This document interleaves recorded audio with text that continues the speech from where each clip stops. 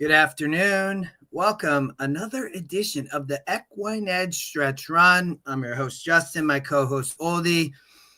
Gulfstream Park, Oldy. Start of the late pick six, the game face stakes for 3-year-old fillies here. We had a late scratch, and looks like Unshakable just scratched, but big favorite in the 7 and 2 taking money as well.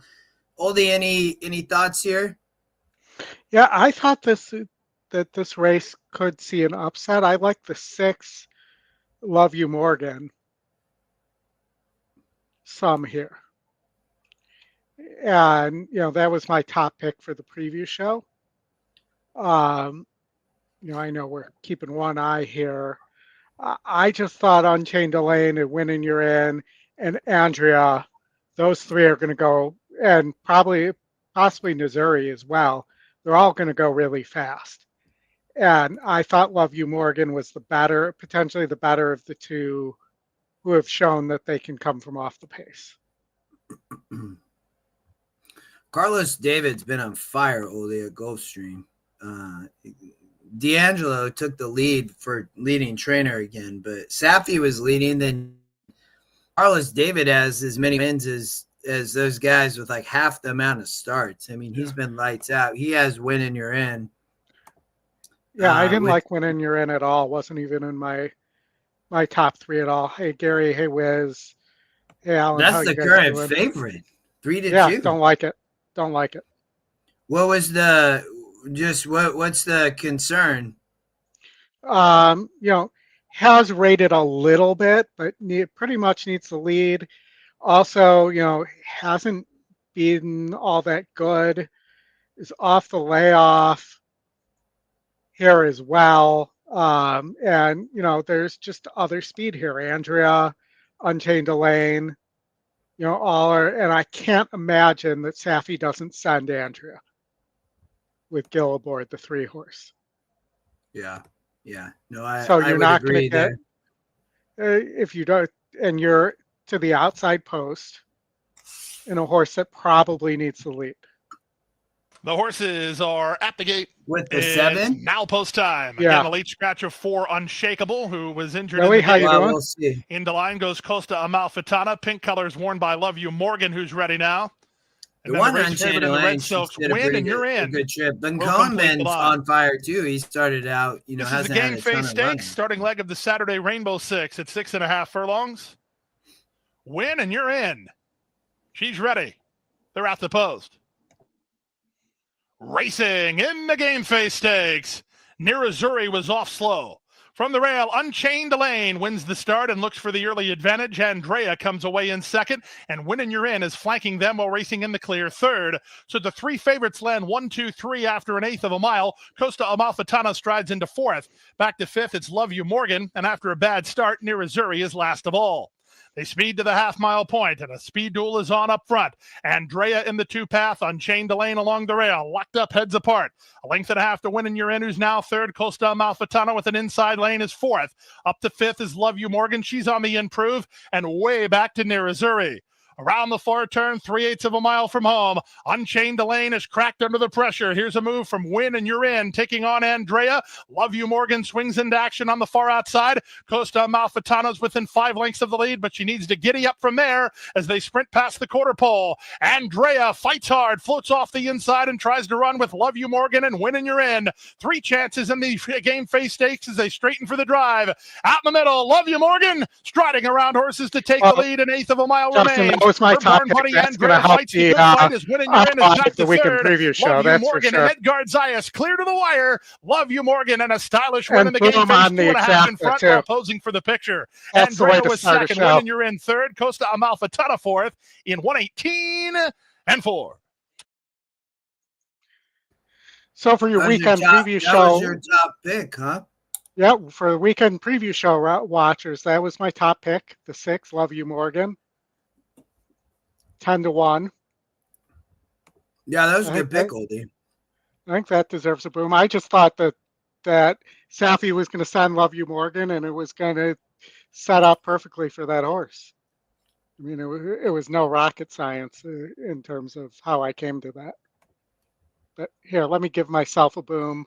I had the exacta for $5 there. It's not bad. All right, we Cody. want to. I think we'll miss Woodbine, Ollie. You can check the video, but then we have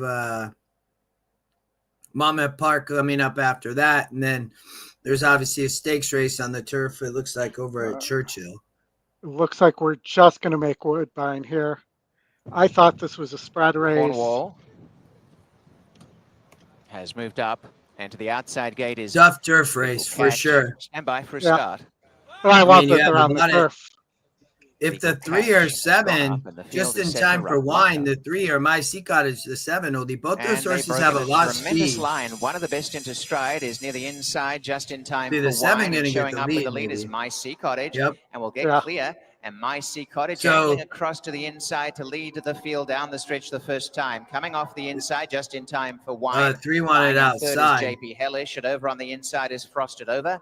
About a length in behind them is Paleo, and over on the outside, Wyoming Bill going up 3 wide. Como parked behind that trio, and towards the back early on is on the inside two-way crossing. On the outer Legal Catch, and last of all is Cornwall. There's about 10 lengths covering them. The top 2 have torn right away and having a battle up front. And going to the lead on the outside narrowly, just in time for wine. On the rail, My Sea Cottage. They've gone out by 6 lengths. Sharing third is Wyoming Bill, shading JP Hellish. A break in the field to Frosted Over, and Paleo improving. 4 lengths away, Como. On the outside, Legal Catch from two-way crossing, and Cornwall is last. 47 flat was the half mile. They're certainly going fast up front, these two. On the inside, it's My Sea Cottage, and on the outer, just in time for wine. They're out by 5 lengths to Wyoming Bill, JP Hellish. Frosted Over's getting to work, is coming off the inside well. And over on the outer is Paleo. Then came Legal Catch, Como. Cornwall starts a run. And last of all is two-way crossing. They're closing now. Here comes Wyoming Bill after these leaders. And as they turn for home, Wyoming Bill on the outside, rushed up to go to the front. Frosted Over coming down the outside, the danger. And they've gone out in front. And from the back trying to run is Cornwall. And now Frosted Over tackling Wyoming Bill, and they've come right away. Frosted Over and Wyoming Bill. Cornwall finishing on late. It's Frosted Over on the outside. Wyoming Bill, the rail stride to stride. Frosted Over narrowly. Frosted Over comes away to win it. Frosted Over from Wyoming Bill. 5 away, Cornwall, and on the inside, Wyoming Bill would have been really nice. 143.24. But still, that's a beaten favorite there. Did you play a ticket, Oldie? I did play a pick 6 ticket there. Oh, nice, cool. We'll come back. I don't know if I saw a foul, Scott. I know the 6 I would kind of love like there to be around there, but I would love for there to be a foul there. But and thanks everybody for being here. Good day, Oldie. I was very disappointed in my Mariners last night. I had 6-3, and then they lost 12-6. I'm not sure what happened. Well, I know what happened. But in better news, Oldie, we did win the Little League Championship last night. Congratulations. It was good. Yep. You know, those are few and far between. So that's huge. Congratulations. So we were ahead. 9-10 unofficial. The winner is 2. We were ahead, and there was runners on second and third, and one of the best hitters. Third and 10 Legal Catch has run 4th. And I intentionally walked him, and then we got out in the next at bat. So nice. That was a good race, though, Jeff. I agree. Monmouth Park, I know they're having weather. Did it end up? I literally just got home. Did they end up getting quite a bit of rain in Jersey? I'm honestly not sure. I got home right before the show as well, but it looks like they're sloppy. So yes, I'll say yes.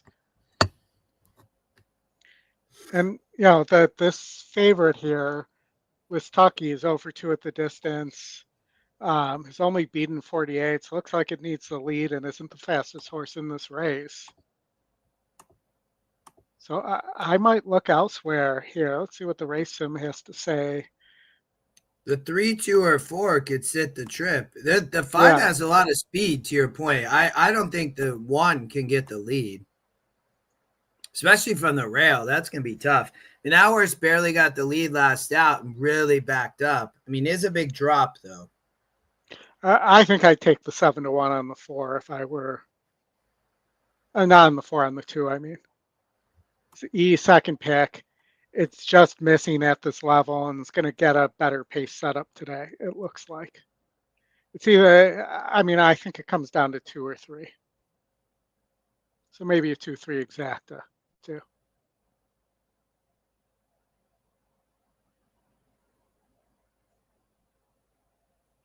Is what I'm thinking.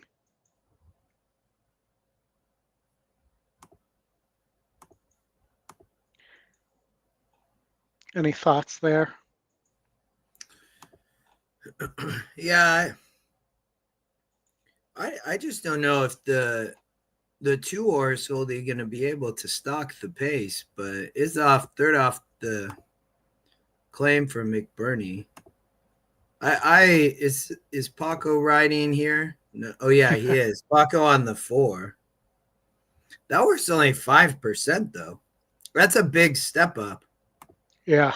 I might land on the long shot, Oldy, in all honesty, the 3. You know, coming from much tougher, the problem is he hasn't won in nearly a year, but he did win at 6 in the slop at Monmouth Park, stalking the pace in a 56. And then he ran on a dry track and didn't run. And the horse is pretty versatile. It's when sprinting on the turf, dirt. In second off the trainer switch, I probably land on the 3. I do think I don't really like the 1 Oldy because of all that speed. Yeah. I'm just looking to see. And the 7 can rate a little bit, but it doesn't look great. I think the 2 or the 3 is where maybe I'll play a 2-3 exacta here. Hot Rod, it sounds like Oldy. Thanks, Flatter. But it sounds like Hot Rod doesn't agree with your take on Free Like a Girl, Oldy. He's welcome to disagree with me. I mean, we've disagreed over horses many, many times. Correct, Hot Rod? But yeah, I don't think Free Like a Girl does anything but finishes second at most. He's, I believe, if my memory serves me correctly, and let me just pull it up, 0 for 15 at the distance, something like that.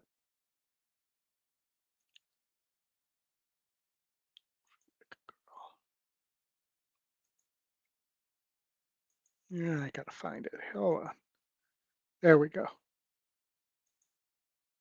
0 for 10. Where is Free Like a Girl?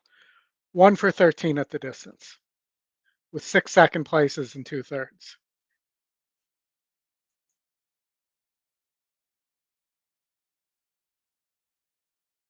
So for me, you can have. I think Free Like a Girl goes off at like 2-1, maybe lower. You can have that, and I think Where's My Ring can be beat too.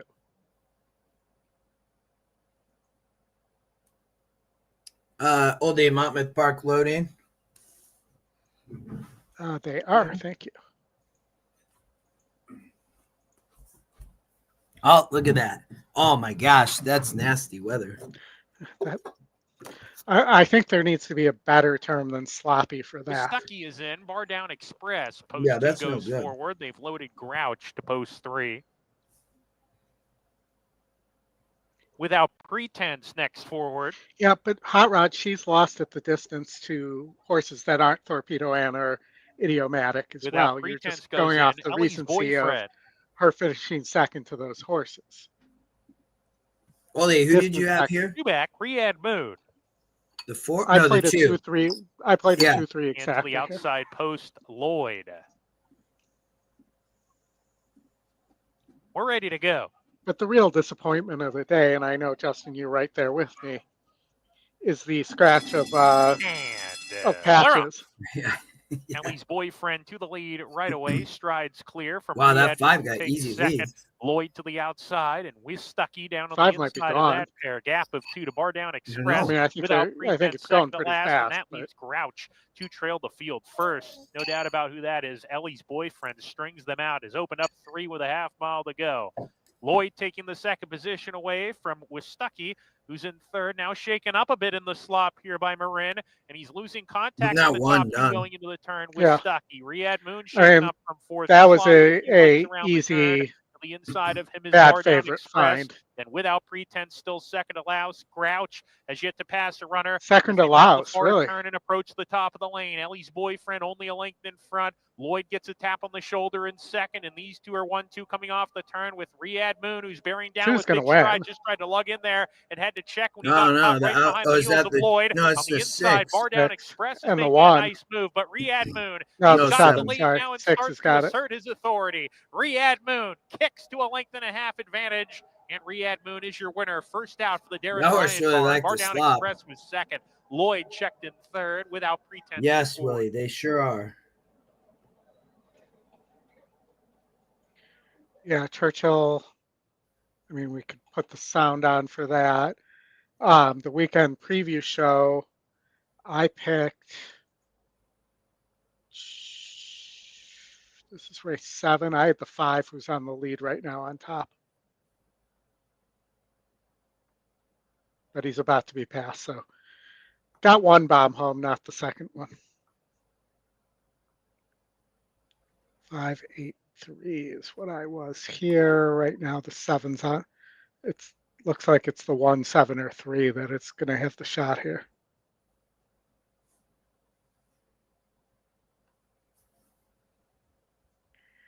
And as they turn for home, the 7 at 16-1 is still on the lead.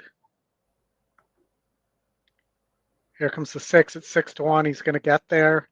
He's going to go 6-7. 6-7-1. I made Torres for Riley Mott. World beater was the 6, Oldie. Yeah, it was in the picks. Number 6, Riyadh Moon was first. 2 Bar Down. That was a Express, last out second. maiden winner. 7 Lloyd, third. 4 Let without me get the pretense. sound Fourth. off here. 6-2-7-4, your top 4. I know we have the first at San Anita coming up here as well. That looks like much, much better weather, Oldie, over at Santa Anita. Yeah, we're starting to get some Canadian wildfire smoke, believe it or Oh, not. really? We Yeah. get that a lot here, but it's usually more later in the summer. All right, well, here at Santa Anita, you have a heavy favorite, 2-5, 6-5 on the morning line. Morning line was 4-5 on the 3, whose name I'm not going to attempt to pronounce. Winner of 3 in a row. Yako Welf. Yako Welf. Sure. You know, it does not look like there's much in this race. Maybe on the stretch out, Simplexity, the 5 for Dan Blacker, who had won 3 in a row and failed down the hill last time out. Might have a little look. And as well, Hurricane Cloud hasn't been able to get there, but that could be a horse that, and is 1 for 12 at the distance, but that horse could be a useful underneath. But you know, I don't think there should be a 1-2 to 5-1 difference between Simplexity, who is stretching out, his 1 at 8 furlongs already, and the 3, who has admittedly beaten better, but you know, may be a little overbet there. And I know somebody's going to ask for a pick 5 here. So let's see if we can find a single real fast at San Anita. We got 4 minutes left. This looks like if that 3 wins, it could end pretty chalky though. Just looking at the options here, I'll take the 63% horse in the 4. I think is my single. Let's see what else we have here. Definitely That horse went by nearly 5 lengths on the race, Sam. That's a big drop on the 4 in race 2. Yeah, I think let's just go there and let's respread. This is probably too heavy. It really loves the 3 because I had already singled the 3 in the pick 6 carryover. So let me undo that, but I think the 3 has a big shot there. I would add the 5 just in case. There, the GSR is pretty good on the 5 in race 4. I mean, it looks like there's other speed there, but you never know. And I probably narrow in race 1 to the 3, 1, and 5.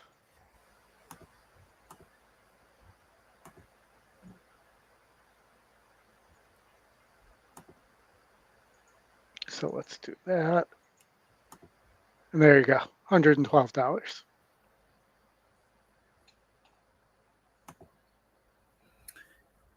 The 3-horse in the first race is kind of the question mark of the sequence, Oldie. I mean, yeah.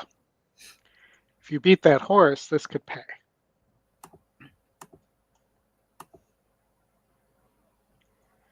If you don't, it probably won't. And that's gambling.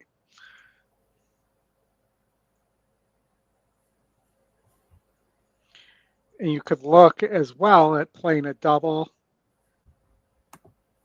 there. And if you look at the double probables, let's see if it's worthwhile here.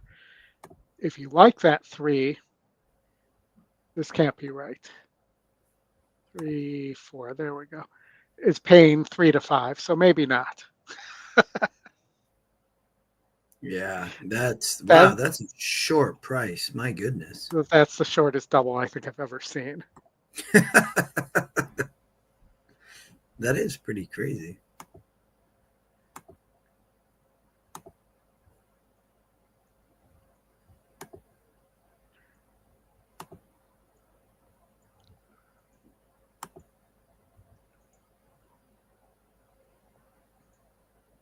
And there is a $48,000 pick 6 carryover at San Anita today. For those of you inclined. And they're going to the gate, so let me get that switched over.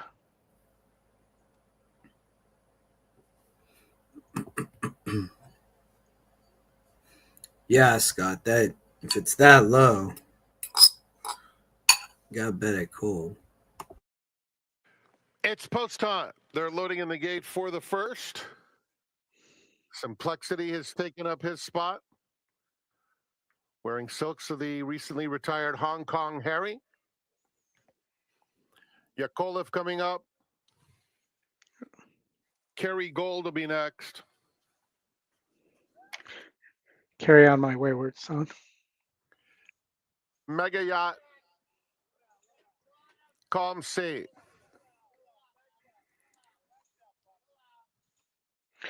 At 25 to 1, Calm Sea might be worth Calm Sea $10 to goes in. win, just in case that horse gets away on the front end. And they're off.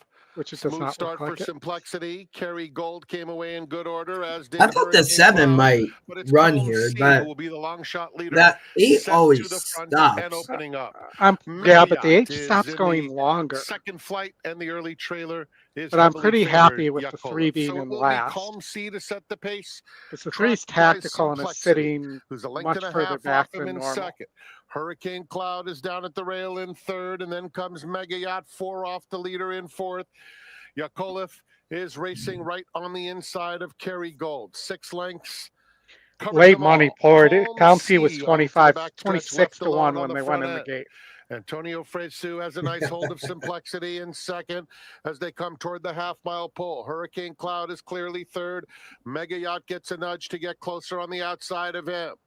A gap of 3 still to Yakolev and Kerry Gold. Calm Sea takes him into the far turn, still with a 2.5 length. Not an lead. overly quick pace. Simplexity in second. Then Mega Yacht, Hurricane Cloud, Yakolev in the blue is just behind that pair. Kerry Gold covers him up. Simplexity makes his move now on Calm Sea. Calm Sea still in front. Simplexity coming after him. Mega Yacht on the far outside. Yakolev will angle even further out, and Hurricane Cloud, they're in the final furlong, and Simplexity is right to Calm Sea. Calm Sea tough at the rail. Hurricane Cloud is running on well too. Wow, that And 8 now is even game. Mega Yacht driving finish. Hurricane Cloud with the momentum. Hurricane Cloud nicely handled by Tiago Pereira. There we Beat go. them all. Three-way photo among Simplexity, Calm Sea, and Mega Yacht.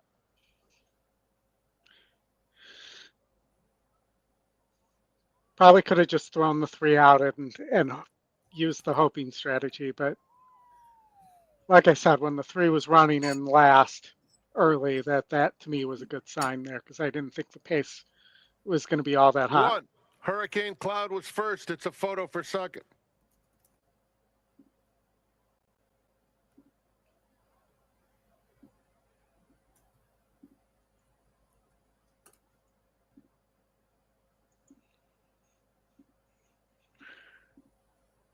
All right, back to Gulfstream. We got 2 minutes there, so we have time to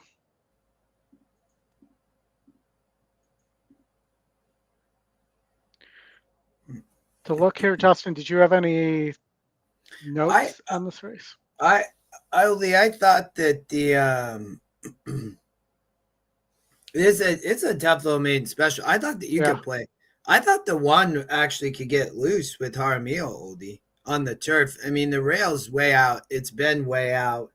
You have a horse like Paris Surprise, which I knew would take a lot of money, but that horse is 0 for 8. I mean, it's a very competitive group. I didn't think the 3 or 8 had a shot. But with that rail, Oldie, Amicio could get loose. I mean, he's going to send. You know that Paris Surprise is going to be there with Edwin too. So, and then I know the race him at the 4 winning. You can see the 6 or 2 are closing. You know, Zaya's riding for Safi on Freedom Street. The 2, Oldie, is a firster. I didn't, works look fine. I mean, it didn't look like anything necessarily special, but they look good. I mean, it's fine. And then Social Majesty, I just thought was going to be too far back, Oldie.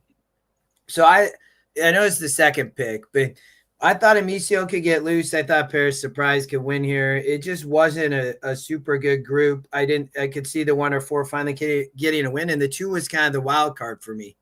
So that's how I saw it. Yeah. I would have put the 1 on top, though. I liked Jaramillo up front. Yeah, I mean, I could see that. The Racing has a 7 running really well, even though the GSR is bad. All the way up to the stretch. The 7's really in good position, and we see a lot of times those outside horses pressing the speed and just carrying on at Gulfstream. So I might, add the 7 in there as well as a possible contender, even though the GSR is bad. I mean, it almost, against weaker, it's almost won a few times here and has shown a little bit ability to rate. But I agree, the 4 definitely looks vulnerable to me. I think the horse can win, though. I mean, I still have it up there. I just thought that the 6 would be too far back. And the 2, the inside closers, when the rail is out, do really poorly too. Like, I'd rather be the 9 or the 6 there in that situation. It's definitely not. It's a pretty questionable group, I would say. Yeah. For main special. But again, I mean, you look at a horse like Cash. I mean, the horse hasn't been on the lead, Oldie. I mean, you have Jaramillo now riding. Yeah. I mean, he's going to the front. I mean, the horse hasn't made the lead, and you look back at both those 48 and 52s on the synthetic. I mean, the horse could win the race. I mean, he was in the tempos, 3 back on the turf. In the Tapeta last out, now they get back to the turf. The GSR goes up. And again, you get the lead. You have Jaramillo. So, yeah. So let's just take a look here. But the 4 Oldie also comes from tougher. I mean, that horse has had tough competition in Kentucky at Gulfstream. That's where I think these races can be tricky, but I don't think the 4 has to win. I mean, those are good races, but the 4, it looks like they don't know whether the 4 should be on the lead or coming from behind. And, then you get into, does the jockey make the right decision as well? And wow, look at the pace metric on race 9. You have 385s. Yeah, Safi. Yeah, Edith, the Safi. But none of them are particularly classy. I mean, you could see a big upset there possibly. Like, I would add the Pinchin horse Pop Rocks for sure. They're going in the gate, but I mean, you could for sure do something like this and single the 1. All right, let me get it switched over.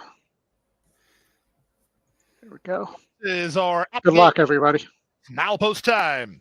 Lining up and moving in for race 7. It starts the late pick 5. 6-5 favorite is the Nolan Ramsey trainee, Paris Surprise.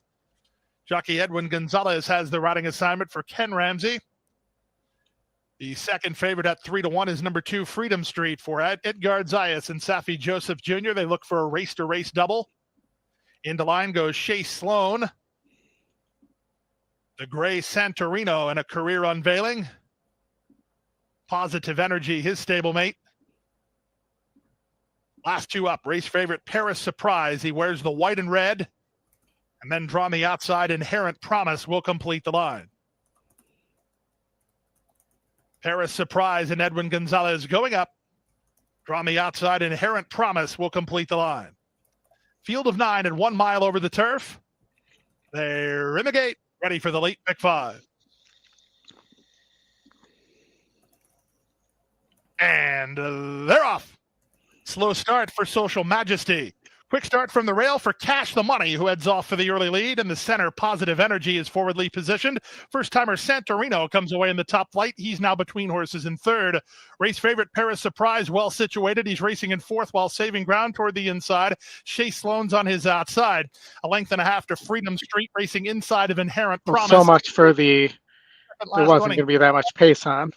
Back after the slow break is Social. Yeah, the 8 really changed that. Order 23 and 1, less than 6 furlongs to go.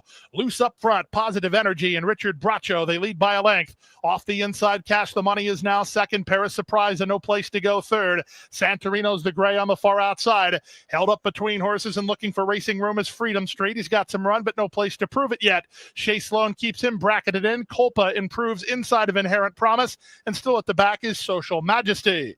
That's the 9 of them through a 46 and 3 opening half mile. Around the far turn they go. Cash the Money goes after Positive Energy. Tripped out and angling now. Here's the favorite, Paris Surprise. No excuse from there. Freedom Street followed him through. Then Shea Sloan. Culpa's at the inside and they're on their way home. They complete 3/4 in 109 and 4. 3 in line. In the middle, Cash the Money. Inside, Positive Energy. Down the center. Here's Zayas and Freedom Street charging hard. 1/8 of a mile to go and the favorite has taken the lead. Paris Surprise. Culpa. He fires through inside. Paris Surprise and Culpa kick on. Culpa trying to reach Paris Surprise. Here comes Culpa. Culpa's in time. He nailed Paris Surprise to spring the upset. 133 and 3. 22 to 1. 10% horse. I mean, it was a fairly wide open race. Wow.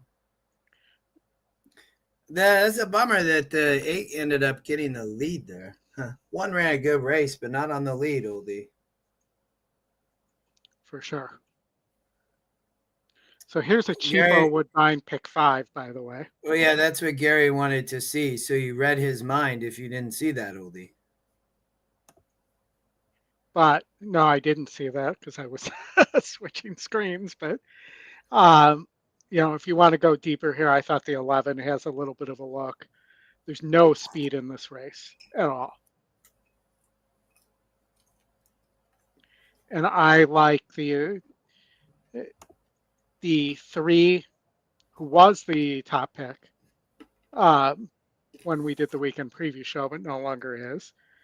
In Get Smoking, just has such a pace advantage and is classy enough to bring that pace advantage of 26 points home.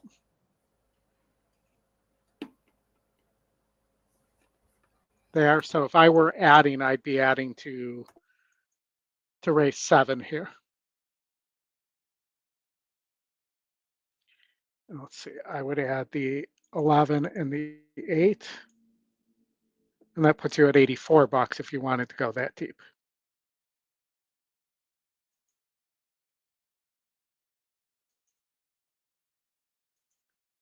But and obviously the system thinks the 2 has a shot too, so you could consider the 2 there instead of the 8.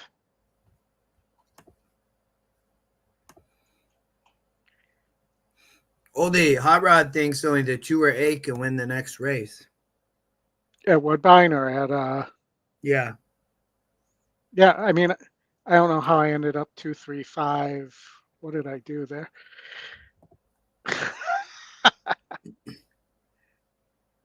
The 4, you have the 4, 8, 10. I mean, the 4. Oh, 4, in the 6, next 10. race. Yeah. So yes. the 4, the system added, and I just kept it. But the other, so I thought there was a possibility at least, and I had in the weekend preview show at Woodbine race 8, I was 2, 8, 6, 10 there.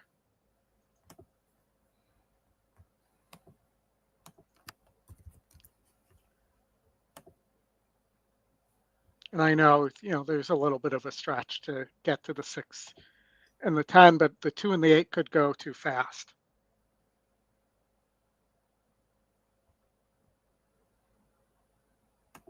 Is my thinking. I'm going to pull this up so we don't miss them because it's Woodbine and they usually go off pretty timely, and they're going in the gate, so they're going off timely. Luck. Off their race, starter got them out really well, and Good King Sam began the best with 2 of the city from the outside. They're coming across nicely, and driving is Illivoy Minen for the lead in the center, and will go to the front. Over on the inside is Graffiti Rider from Faber, and out the stretch, Maps a Breeze, a nice handy position. I didn't even get to go Faber. That's the college from Animal House. Megalodon's about mid-pack at this point, and about 5 away last, tailed off Captain Juno, clearing them Illivoy Minen. Illivoy Minen by 2.5 lengths to Good King Sam, a length and a half to the city third. Over on the inside, Graffiti Rider. They were followed by Faber, shedding Megalodon, who's inching off the inside. 2 lengths behind them is Maps a Breeze and Times a Breeze. Around them goes the grey Exude, and back second last, Southern Styles 4 behind. Catching the pack is Captain Juno. About 12 lengths covers the field as they head to the half mile, and showing the way is Illivoy Minen by a length to Good King Sam.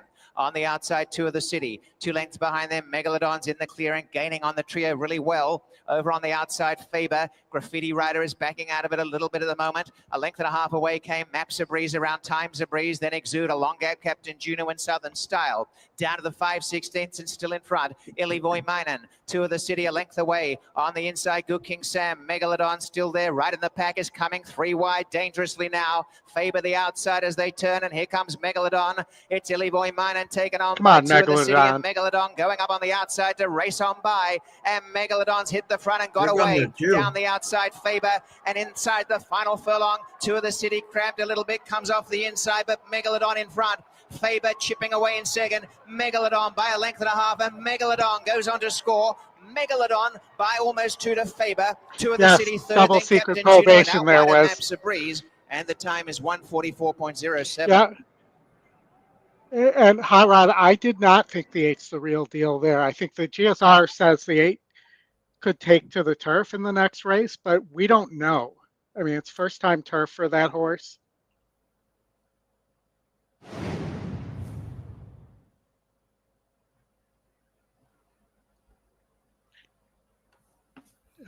bring up the horse we were talking about here while we have maybe a minute or two.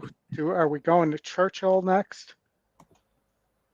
Yeah, it's only a 3-horse race at Monmouth in that stakes race because they took it off. It's a 97% win horse. If you have, I think that is actually the highest I've ever seen. Only. Second is to Faber. But Third. we might have to look at it just for that. I can put it up. I mean, I've seen in the 90s, but and it is only a 3-horse race, but 97. That's insane. Right? Yeah.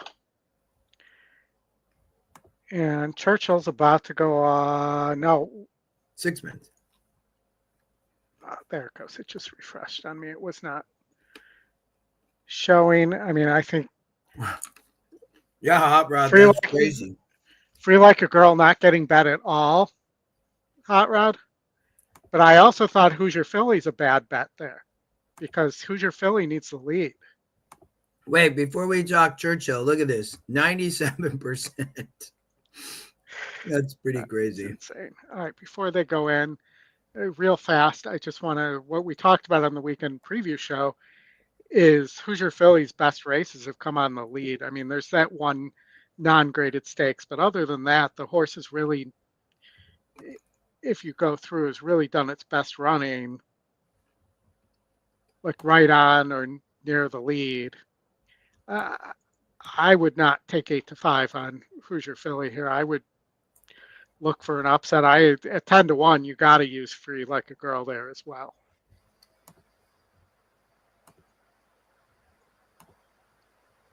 You got to throw, and I'll take us back to Monmouth here. Oh, they're still not on. Free Like a Girl is not taking any money. That's crazy.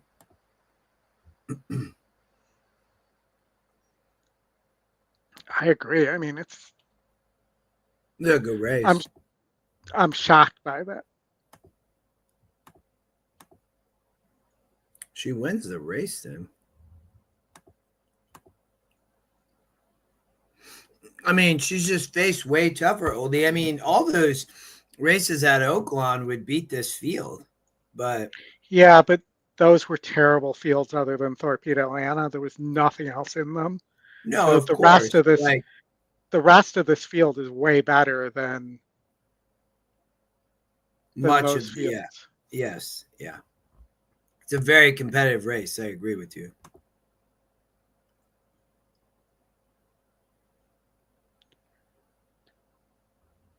Seems too tough for Wild About Hillary up front. Where's My Ring with Louis Saez probably shows speed too. I actually liked Where's My Ring a little bit. Yeah, I mean, the horse probably doesn't need the lead.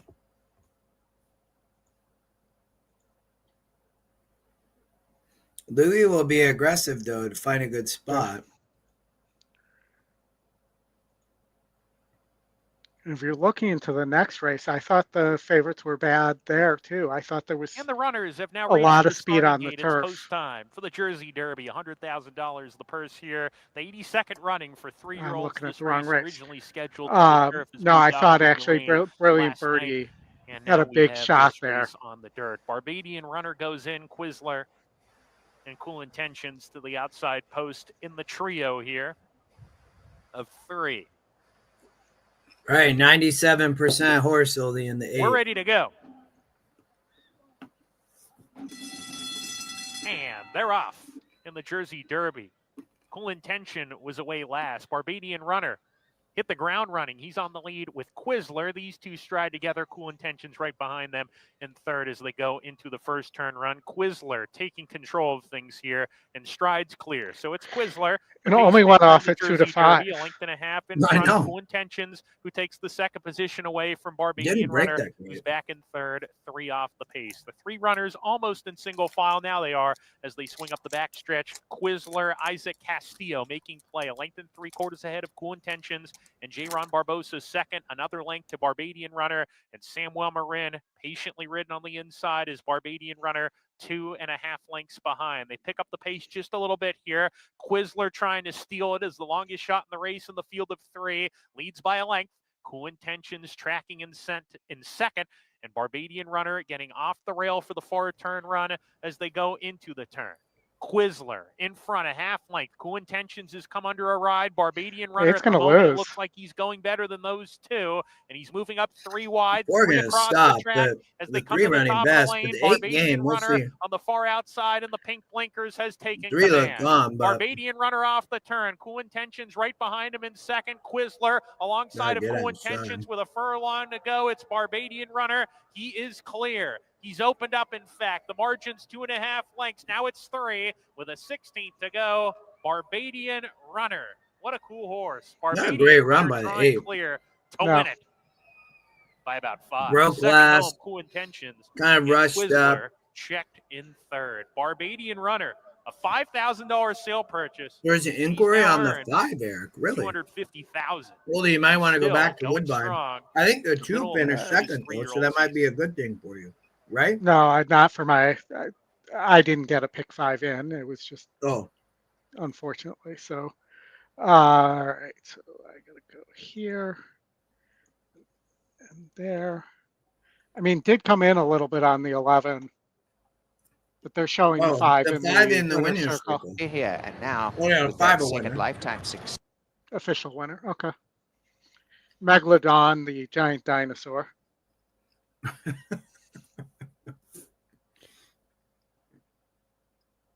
But yeah, I mean, I couldn't justify 7-2 on Where's My Ring either. I think the E Morning Line has it right on Where's My Ring at Churchill right now. If I show you, we're showing off. Did they actually go off? Yeah, they're off. Okay. And the 5 is on the lead. Here, I got sound of Wild About Hillary. Meantime, Jin advances up to grab second. So they head to the backstretch run. Wild About Hillary is the leader. Jin in second. Where's My Ring in third? Free Like a Girl's in fourth. Corningstone fifth. Royal Spa, Hoosier Philly. They're together. Wow, About 10-1 on back Free and Like 5 a lengths Girl. off the lead in 6th and 7th. And a break of 3 back to Alpine Princess, and a bigger break back to In Just My Heels, who is the trailer behind long shot leader Wild About Hillary, who's got 4 furlongs to hold this lead. The opening half mile in 47 seconds flat. And Jin is poised in second, just a length behind on the far turn. Where's My Ring? Giving a nudge down inside third. Free Like a Girl's in fourth. Corningstone fifth. Royal Spa starts to rev up now. Here comes Royal Spa fifth, fourth on the far outside, rallying strongly. And Alpine Princess is following her. Hoosier Phillies in tight down inside as they head for home. Jin powers up to grab the lead, but Royal Spa's on the march now, and here comes Royal Spa. Royal Spa's up for the lead with a furlong to go. Jin back into second. Alpine Princess in third. Royal Spa the leader. Jin continues to fight on. Jin trying to come back on Royal Spa, but Royal Spa got the jump on her and won it. Royal Spa from tough race. We're set with Proudboard. Yeah, that was a big price too. Wow, that was a competitive race. I mean, 10% horse. Look at the E Morning Line, Oldie, 5-1 off a 10-1 morning line. I mean, that just shows on all those morning line oldies. I mean, everybody from the 1, 3, 4, 6, 7, 9. I mean, all were anywhere from 2-1 to 5, 6-1, 8-1. Yeah, I mean, the morning line odds makers struggled there with a lot of those morning lines. So that was race Hot Rod did not have that. I mean, Hot Rod, look how wide open the win percents are, though. I mean, and then the morning line, you have like 2 things that are telling you that race is kind of all over the place. Yeah, I mean, Free Like a Girl would, that had the knock that I set on her. Hoosier Philly, I thought, needed the lead and was getting that. Jin kind of just is okay. I mean, and you look at the the horses with the positive morning line angles, it was Royal Spa, Gin, and Free Like a Girl. And it finished 3-7, and Free Like a Girl finished fifth. But still, I mean, you look at the negative morning lines on the 1 and the 4. You know, that the system was screaming from the morning line algorithm that those horses were getting over bet. At least, in my opinion.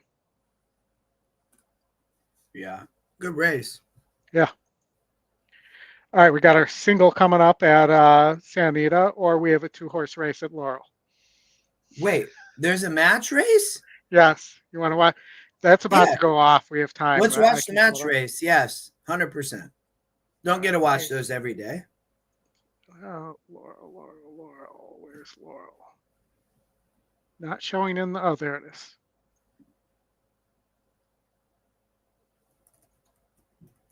Legendary Phil Georgiev. The 8 versus the 5.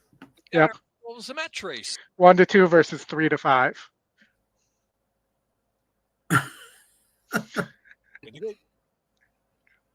That's crazy.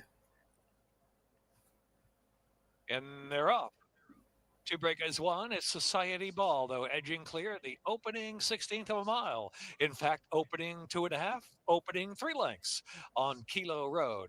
So the pair moves to the far turn with Society Ball in front and in charge by some 4.5 lengths from Kilo Road. Society Ball and Jevion Toledo is cruising right along, racing into the turn with 3.5 furlongs left to run. From Kilo Road is ridden along for a little more and trying to play catch up with Society Ball 3 out. Society Ball comfortable advantage by 4 in this good going. Kilo Road ridden along and trying to catch up now with a 1/4 mile left to run. Society Ball passes the quarter pole and heads for home a bit off that rail with a confident ride. It is Society Ball. It's a tap on the shoulder as Kilo Road is fully extended on the outside. Society Ball Toledo and Kilo Road Weston Hamilton on the outside trying to bridge the gap with the Yeah, 5. Keep going. Society Ball by 3 lengths of 16 left to run from Kilo Road. Society Ball Kilo Road, and that's the way it'll be all the way around. Society Ball from Kilo Road. Society Ball wins by 2 from Kilo Road. Willie, they must have. Who knows? Yeah, they were off the turf there, and everybody but those 2 horses scratched out.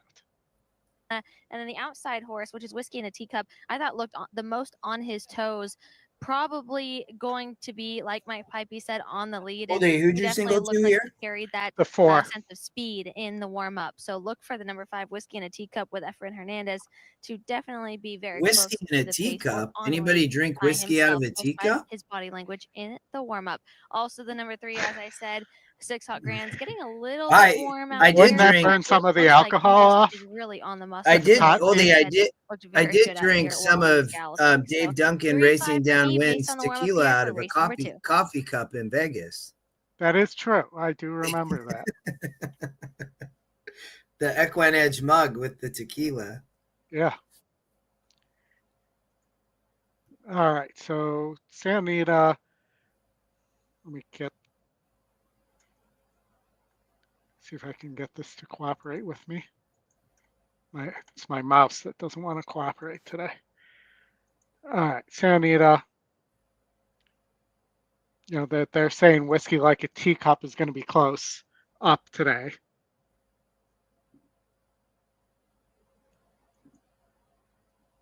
The 1 showing the top pace number, but hasn't shown speed the last 3 times out.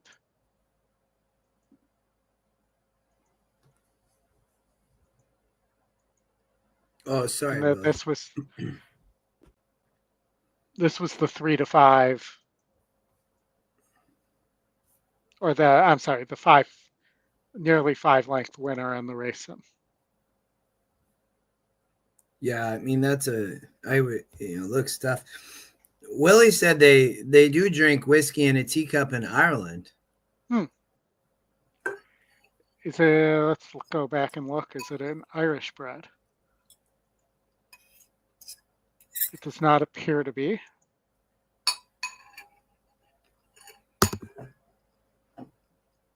Not unless there was an Irish bred running at Mountain Air on the dam side. Maybe. Mountain Air famous for its Irish breds. But we're going to the gate. Ollie, I'll be right back. All right.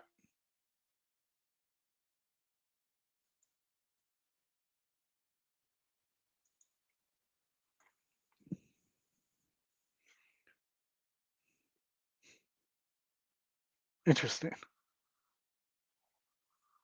Hold on. It's showing me. There we go. Now it should work. Grands goes in. Next will be Naftis and whiskey in a teacup. I drink whiskey out the bottle.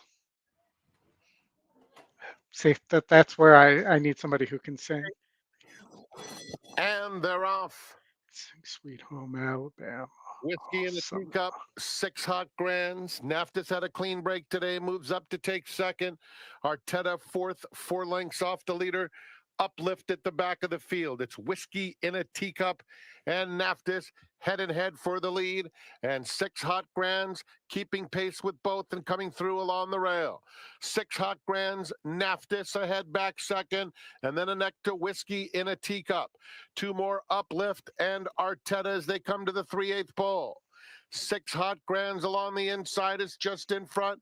Naftis once again puts his gray head in there, and whiskey in a teacup. The 3 of them have been going at it since the gate opened. Uplift just behind them, and tailing off is Arteta there at the top of the stretch, and it's Naftis on the outside, whiskey in a teacup, 6 hot grands along the inside, and Uplift angles widest of all. Whiskey in a teacup goes on, 6 hot grands, Naftis weakening between, Uplift in the middle of the track, moving into second, but it's whiskey in a teacup. Whiskey in a teacup, a convincing W. Uplift second, tight photo. Whiskey and a teacup ended up winning the race, Ollie. Yep.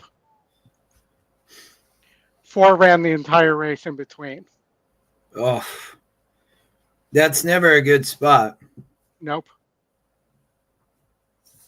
All right, we got 3 minutes to Gulfstream. Maybe take a look at a late pick 4 here.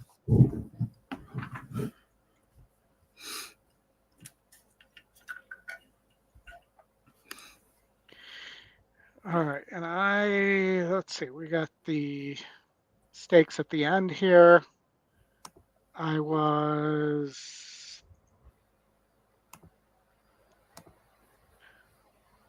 $416 at the end. So let's look at that 4.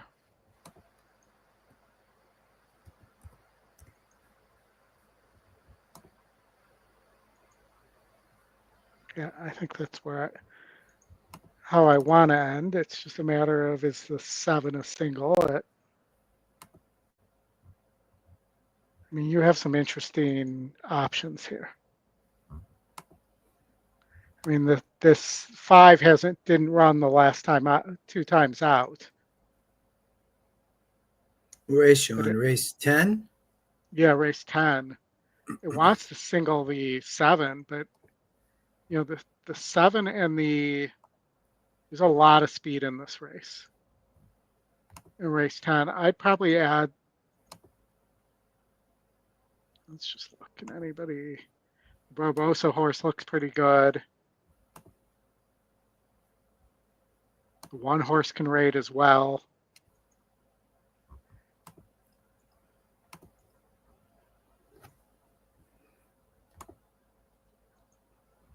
You know, if the 5 returns to form and you get that real price there, I mean, it's the best horse in the race in terms of how it's ran. This is a terrible ticket to play, but for $72, playing against the morning line favorite, the 7. Go to race 8, though, Oldie. This is race. Oh, I'm on race 10. I'm sorry. Race 8. I mean, maybe the 7's a single here, but there is a lot of speed here too. Yeah, I mean, I thought the 4 could be tough even with all the speed though, but I mean, just lightly raced. I mean, faced way tougher Oldie in Kentucky, and I mean, has won at 5.5, has won at 6, has won at Gulfstream. I mean, the horse had done nothing really wrong. That's probably where, for me, I'd probably single there. I mean, that was. How about something like this? Take the 3 coming off the pace and the 4. I mean, the other option from off the pace is the 5. But how about the 3, 4, 2, 6, 8, 2, 3, 5, and then 1, 2, 4, 10 in the last for $36?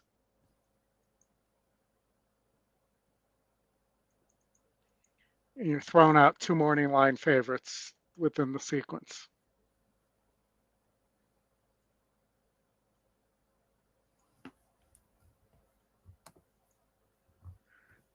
I mean, if it hits and you beat the 4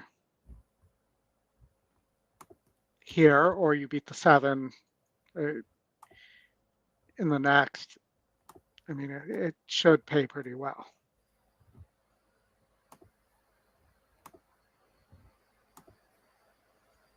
I'll add the 6 in race 11. So that should have been on there. So it's $45. Majestic Venezuela.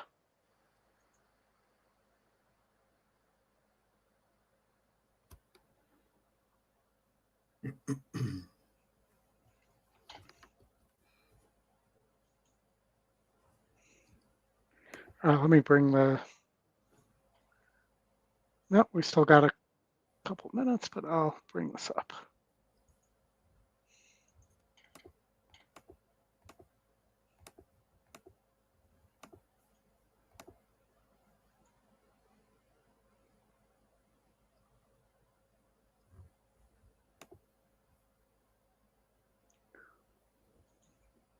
I just thought that I knew the 7 was kind of the question mark, but I mean, that horse ended up getting claimed last out. It's kind of struggled at this level, Oldie.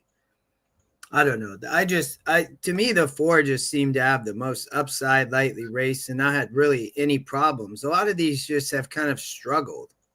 Yeah. I mean, again, the Keeneland race, that allowance race, the was horses very tough. are at the gate. It's now post time.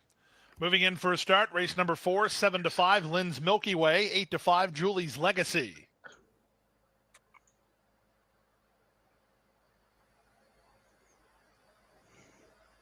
The Dove Rules going forward next. The late pick 4 pool swells past 150,000. Rumors have it, Julie's Legacy to the outside gate.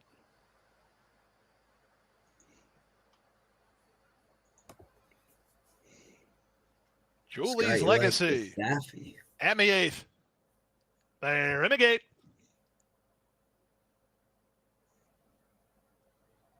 They're off and running. The Dove Rules checked after the start. Sweet Hazley was a bit slow into stride. It's the 2 favorites who spring out for the early advantage, Julie's Legacy and Lynn's Milky Way. Lynn's Milky Way to the top. Julie's Legacy is right alongside in second. They've gone 3 better than Rumors Have It, who's now racing in third. The Gray Sin for a Season is at the rail, 2 better than Sweet Hazley, and the Dove Rules is last. They leave the backstretch and move on to the far turn. They drilled the quarter, 22 flat. They're rolling over this course. The leader is Lynn's Milky Way, taken on by Julie's Legacy. They spar past the 3/8. Tripped out and starting to gain ground as Rumors Have It into third. No, not going to happen today. The Dove Rules, who strides around Sid yeah, for that a horse season, who's broke backpedaled, and Sweet Hazley is last. Lynn's Milky Way did too much too soon, it appears. His Legacy has the lead, with Rumors Have It going closer second. Back to third, Lynn's Milky Way, then the Dove Rules and Sin for a Season. They're on their way home. Might be gone, Julie's Legacy has something in reserve here. Julie's Legacy, 1/8 of a mile out, 2 on top. Rumors Have It is second, but her bid is stalled a touch. Back to third, it's the Dove Rules. They're a 16th from home, and Julie's Legacy has a clean pair of heels. Julie's Legacy and Misael Jaramillo by 3 in the end. Second, Rumors Have It. Third, the Dove Rules. Fourth was Sin for a Season in 112 and 2. All right, Woodbine.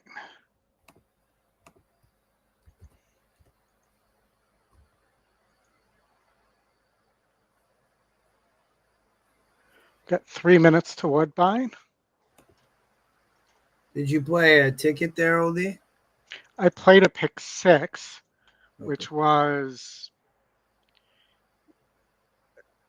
this was the rest of my pick 6. It's still alive. We can't see it. Oh, sorry. If I No, hit there you share, it would, there we go. So this was the race that Hot Rod said he thinks it's the 8 or the 2, I believe. Yeah. Yes. I'm not sure. I'm not certain that this 8 wants turf. And I'm definitely not certain that this 8 can do anything if it's not on the lead. The 2 has shown it can rate at 5.5.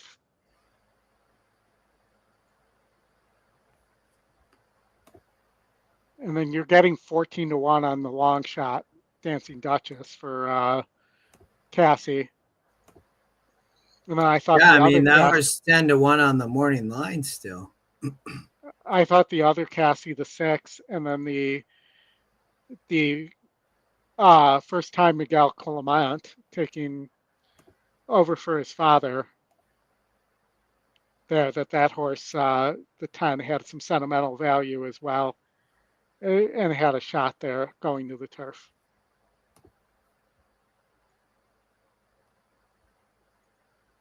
If we watch the race sim,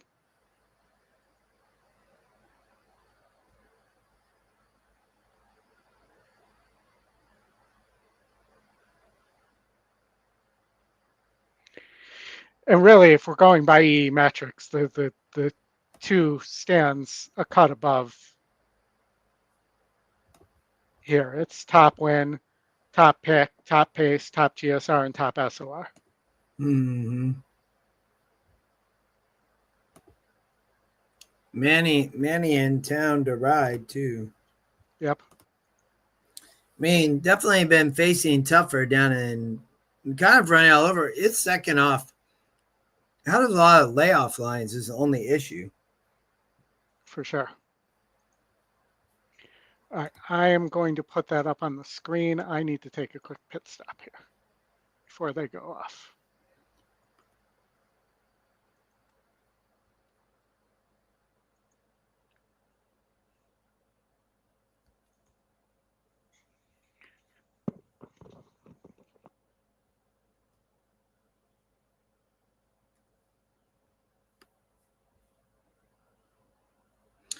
Willie, I would agree. I thought the 4 did for sure have a chance to hit the try. Stakes, the HPIbet Royal North Stakes. Loading. Turf, the grade 3 sees the inside runner in the gate. Metaphysical followed along by Tupi, who looks well. Manny Franco, the rider, a little between Tupi and Earhart for the favoritism.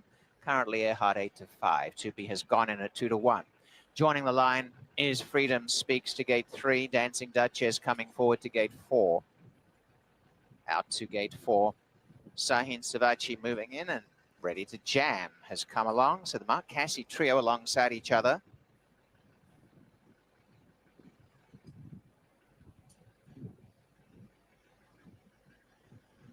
So Ticket Tape Home has gone along to the line, followed up by Miztat for Hubert Villa Gomez. They're almost right. Earhart, affectionately known as Amelia. She is coming to the line on her first turf race. Earhart in the Royal North is currently at 8 to 5. They're almost right. Wee Hawken going in, and the last is Gal in a Rush. Also beautifully turned out Gal in a Rush as the last 2 walk up. Wee Hawken has gone forward. To the outside is Gal in a Rush. Goes in for Ryan Munger. They're set to run. The field for the Royal North Stakes is all in and locked up. And they're off for what a fantastic start. They're all in a line. A good beginning, Dancing Duchess, ridden hard for the lead, Tupi, and Earhart's gone forward on the outside, caught wide, but sharing second spot. Dipping in behind them early on was Ready to Jam. Coming up on the inside into fourth, Freedom Speaks. Lying in fifth is Metaphysical. Behind Ready to Jam is Ticker Tape Home from Wee Hawkham, Mistard, and Gallon a Rush. Tupi has run out in front by a length. In second, Dancing Duchess, and going forward now to second, Earhart is 3 wide, but going after Tupi at the half mile. Lying in fourth, Freedom Speaks, and 2 lengths behind them, Ready to Jam. On the inside is Metaphysical, and running home Ticker Tape Home around the outside from Wee Hawkham, Mistard, and Gallon a Rush the inside. Earhart within earshot of the leader, Tupi, who's travelling pretty well. As they corner in the Royal North, it's Tupi on the inside, taken on by Earhart. Dancing Duchess in third, and down the outside, Ready to Jam's coming on well. Tupi in front, and down the centre, Ready to Jam. Well, the 5 is Between flying. there, a little bit flat, and from the back, trying to run home is Miss Todd, and battling away, Tupi on the inside, run Ready to Jam. straight, though. Dancing Duchess, Ticker Tape Home down the outside. Ready to Jam has gone to the front, and out wide as Miss Todd is flying down the outside with Gallon a Rush, and they're coming out wide. Miss Todd on the outside, and as Good they up, go right 5. down to the wire, Miss Todd is Oh, the winner. 7 got On the there. inside is Ready to Jam. Back in the centre, Gallon a Rush and 70. Ticker Tape Home, and No. on the inside behind them, Is that horse the really rest were 70 to struggling. 1? Tupi weakened out of it. At the time is I think that horse 1:15.56. just won was 70 to 1, Oldie. Bombs away. They're too much speed, man. Oh, they're on mute, I think. Wow. Sorry about that. That's insane. Yeah, I mean, just all that speed up front. 7 came flying late.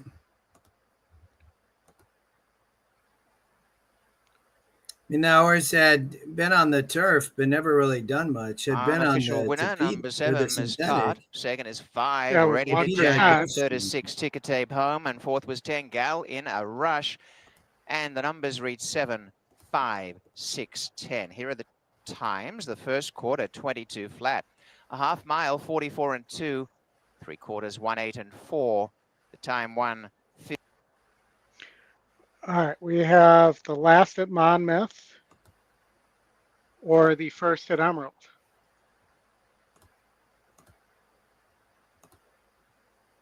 We can go to Emerald later. Well, you have a Ruth. 7-5 favorite at Monmouth. There, and Ruth, the 2-1 second choice for Pletcher. Just looking to see real fast if there was anything else.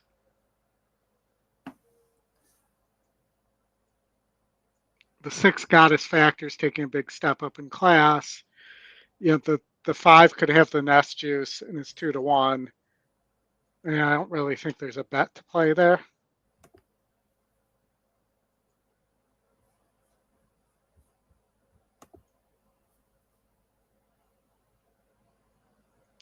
With 3 horses kind of in the same range. Runners at the gate for race number 9. Fallon's graduation. And the 2 Fallon. just gets the 3 gets a much, I mean, it's such a big drop. I mean, I guess the 8 came, but 8 didn't run last. At least the 3 been running okay. Short fields. Yeah. Working with Ruth to load into the gate. Now the Number 3,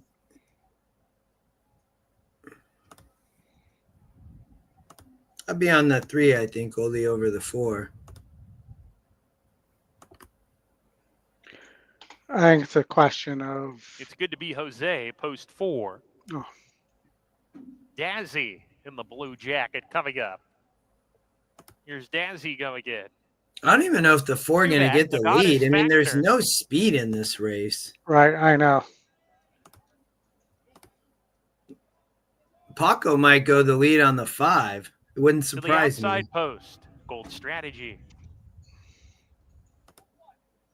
Here's Gold Strategy walking up to the gate. Go again. We're ready to go. And they're off. Wow, the Good to two see like Jose left in the lunge. air at the start, recovers pretty quickly. Ruth from the inside going to the lead. It's good to Yes, be go Jose 3, in the Oldie. second spot. Dazzy parked 3 wide approaching the turn. The Goddess Factor tucking in behind the speed and darting to the rail as they go into the first turn run. Gold Strategy, the gray, pretty much Not 4 gonna alongside. get them. Kept well off Nope. the fence, however, as the 5 runners around the clubhouse turn. It's good to be Jose. Ruth are side by side. It's good to be Jose has the lead. And Ruth takes a hold, presses with 3/4 of a mile to go. As a neck off, it's good to be Jose. Dazzy is 3 deep on the course. A gap of 2 to Gold Strategy, taking the 4th position away. The Goddess Factor, a length off of her as the quintet heads down the backstretch. Contentious tempo. It's good to be Jose. One off at even money. Neck in front. Ruth at 8-5. The second choice in the wagering, sticking to her with a half mile left to go.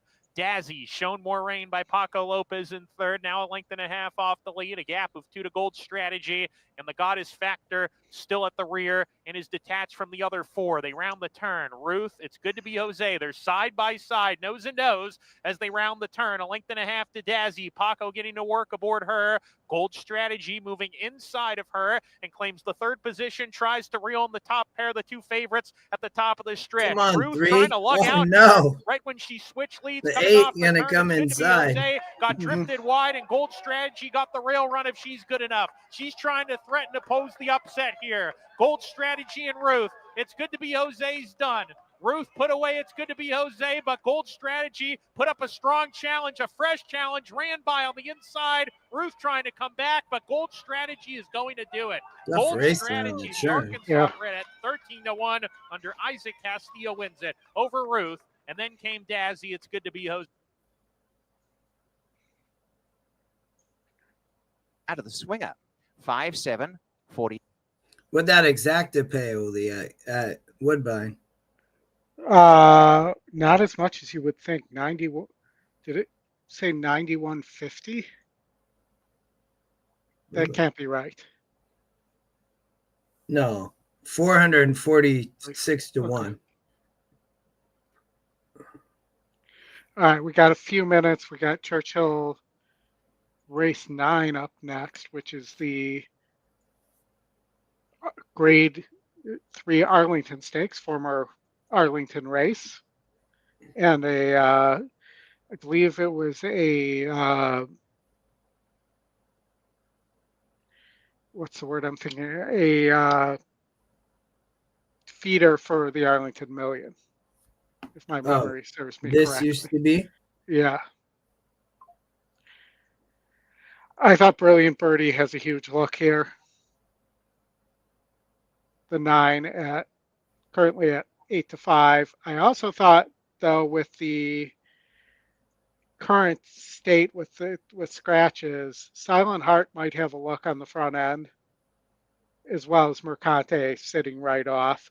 Mercante nearly won the Grade 1 Turf Classic on Derby Day. Hot Rod loves Brilliant Birdie. Yeah, I agree, Hot Rod. I'm just saying that this is how Brilliant Birdie could get beat, was where I was going. I mean, Luis Saez showed all that speed on the Gulfstream turf, Oldie, so you know that the 7's going. And, I mean, who's going with the 7? The 8 going to sit right there? I think that's, but possibly Silent Heart could get away. I mean, that's the only way that I think this horse wins here for Lynch. It is the second pick. But we can watch the race sim real fast. And they're going in the gate, so you might want to get the audio up as well.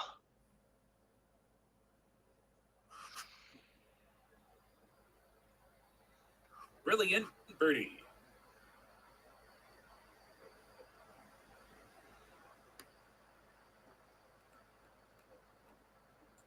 There are the gates. And they're off. Gigante a bit tight coming out of there. Silent Heart running well off the rail, way out there with Mercante. Brilliant Birdie. Also, 7 decided not to go for the lead. That, Brian Hernandez says, I'm going to take control of this. Yeah, race, that was weird. So Brilliant Birdie steps out to lead the way with a circuit. Did not have Brilliant Birdie on the lead now going to rate second as Event Detail settles in toward the rail third. Silent Heart is out in fourth. Call Protection down inside fifth. and then it's Longinose, and Gigante settles in as the trailer, as the leader, Brilliant Birdie, bounds along to the backstretch run. The lead is 2 as they make the turn to the backstretch. Mercante content to track in second, and Event Detail just behind them third. Brilliant Birdie, the favorite, gets away with an opening quarter in 24-2. So Brilliant Birdie coasting along down the backstretch run. Mercante just off the flank, racing second. Silent Heart's not far behind, third on the outside of Event Detail. A break of 5 back to Longinose, and then Gigante, and pulled up out of the race. Call Protection has been pulled up. The half and 48-2. Maybe I was wrong about the 7 needing more the pressure lead. now for Brilliant Birdie, and these two are matching strides, and Silent Heart is right in it too, and so is Event Detail. And Longinose, Who's flying? Oh, to the Longinose. far outside as they're off the turn now. Mercante comes on to 7 take need the lead, Oldy. Brilliant Birdie trying to re-rally down inside. Longinose launching a late rally too, and Event Details in behind. 16th to go. Mercante short lead. Brilliant Birdie fighting up. Longinose lunging late. Mercante and Brilliant Birdie. Mercante. So the strategy of going to the lead for Brilliant Birdie didn't seem brilliant. I mean, you think that Brilliant Birdie could have maybe just sat off the speed and let the 8 go, but I don't know. Yeah. Sorry, Hot Rod. The turf course looks amazing. They're showing the 9 for some reason. The 9 didn't win the race. No, clearly didn't win the race. That was kind of weird. I don't know why they were doing that. Yeah, Patrick, I think maybe something, the 7 had not a great trip. I don't know. That was very strange that the 9 got the lead. I mean, but the 8 wants to sit right off the lead and do what it did there. Yep.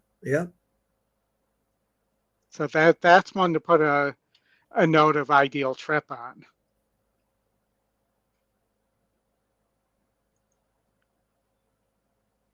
Too, because you're not always going to get a repeat of that trip.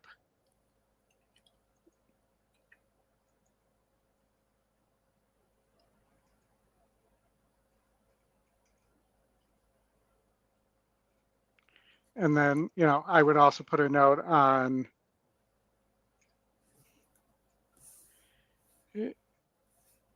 Brilliant Birdie of something like, why?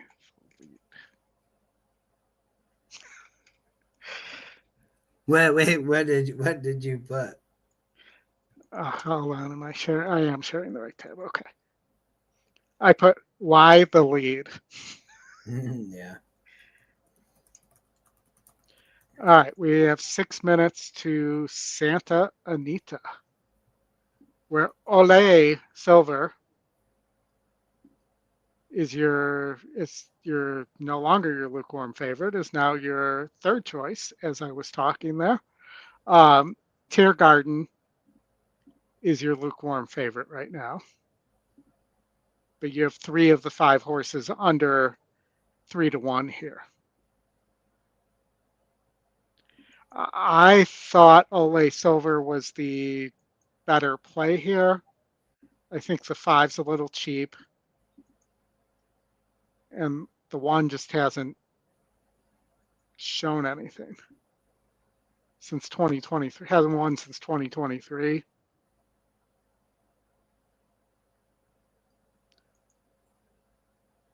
And maybe this is one where the one horse finally gets. I kind of was confused by this race, Oldie, because the 1 has just been facing much higher claiming, and now they finally dropped to 8. They probably should have dropped out of 15 and into, or 25. They kept running at 25, and they ran a couple times at 16, and they didn't win, but they should have come back, and then they went back to 25. So, yeah. And then they finally get to the dirt. I don't know that. Horses like this don't win often, but it wouldn't surprise me to see the 1. I don't like the price, really. It's the favorite, but. Yeah, the price on the 3 to me, the 3 was facing, starter allowance and starter optional claiming company. and is dropping Yeah. to 8K here.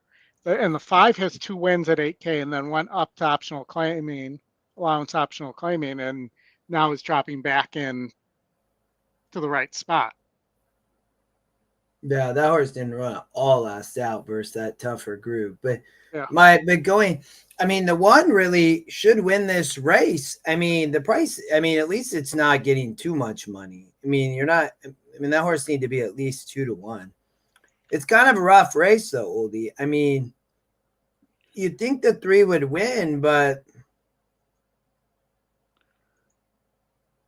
well, and this Francisco Rodriguez guy on the long shot is 31% first race with a horse. I mean, this race wide open and it's the long shot. So yeah, I thought you might like that angle. That horse has hit the board, Oldie, in nearly 2/3 of its races. Yeah. 33 out of 46 races, it's hit the board. I mean, it does seem like it needs a pace duel here, probably. I would think. But, I'll go back to the 1, and I'll go back to the fact the 1 hasn't won since 2023 and has never won on the dirt.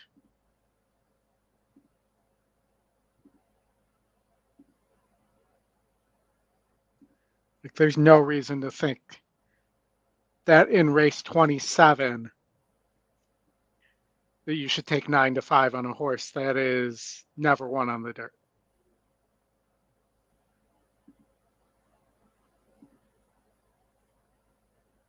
In my mind. And the 5's wins were, against mostly easier fields. And there's just big droppers in here.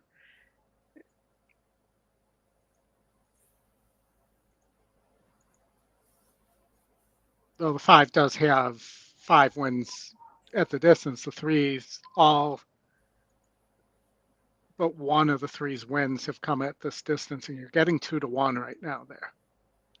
I might go 3 with a 3-6 exacta here.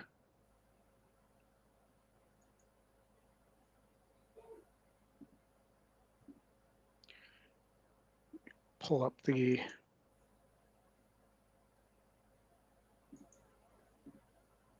field because we're getting close to the gate.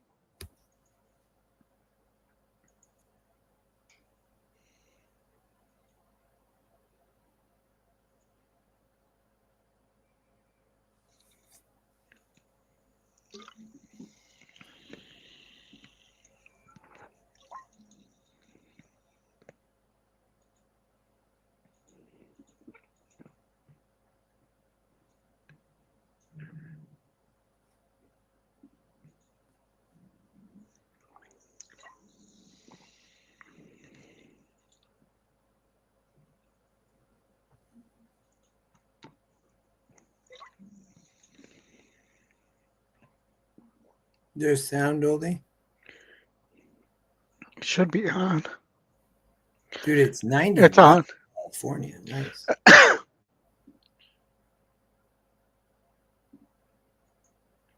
Maybe he hasn't started talking yet. There we go. They are loading.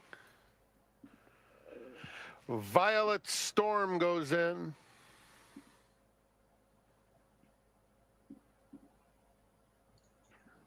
Weedalo. Hollywood Mistress.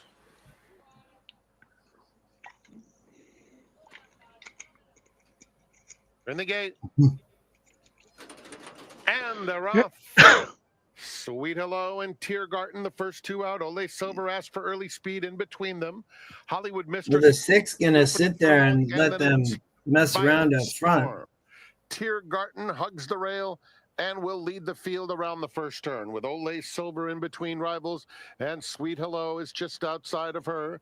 3 lengths clear of Violet Storm and Hollywood Mistress. They swing onto the backstretch with Tiergarten. No breathers for her. Sweet Hello is right up alongside. Those 2 matching strides to the 5/8 pole. Ole Silver now about 2 lengths off them. It's a gap of 6 to Hollywood Mistress. outside of Violet Storm. Heading to the half-mile pole. Seems Sweet fast Hello for this level. and Tiergarten continue to race together as one. With Ole Silver 2.5 off them in third. Sweet Hello has a narrow lead. 5 lengths back, Violet Storm and Hollywood Mistress. Less than 3 furlongs to travel. And it is Sweet Hello with the head in front of Tiergarten. And Ole Silver's gotten a dream set up if good enough.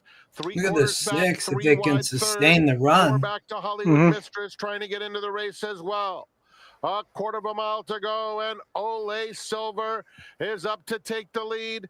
Angling around, but in front at the 8th pole. Tiergarten fights on. You're bravely. exactly going to Hollywood be Mistress, good. Sweet Hello coming to the 16th Well, good, because I and played it for it's $10, so Ole let's... Silver with a 4-length lead. She is back and in business. Ole Silver, in fact, look at her turn it on. I'll the take final it. 16th to win by over 5 lengths. Hollywood Mistress, Sweet Hello, and Tiergarten. 14-1. Wow, nice. Yeah. Cash is cash, and that was, I mean, the system was saying the 3 there a lot, and there definitely was an angle on the 6. As we go to Gulfstream, and then there's some interesting numbers at Woodbine. I'm curious for you to see. After Well, that horse just won was 70-1. No, so wait till you see who the favorite is and what the GSR drop is on that horse. In the next race? At Woodbine, yeah. Okay. I'll tease it and we'll go over it after this Gulfstream race. I don't know. There's a lot of speed here, Oldie. I just didn't see any of those other horses winning, though. I mean, I just couldn't see a horse like the 3-4-6, but not spinning on the Tapeta. I mean, they're just gonna. I don't know. Go ahead. I guess I would take a shot on the 6. I think the 8 might be the best of the speed horses. And then the 8's in for a tag. The 2 is not in for a tag, which was a little bit interesting to me. But I might. But I agree with you on the 8, Oldie. I mean, the 8 looks to be the best horse. I might try one, just based on the price, the 1-6 as an exacta there. Because I think the 1 can rate a little bit. Did win Break Its Maiden, not on the lead. I don't know if it can rate against this kind of company.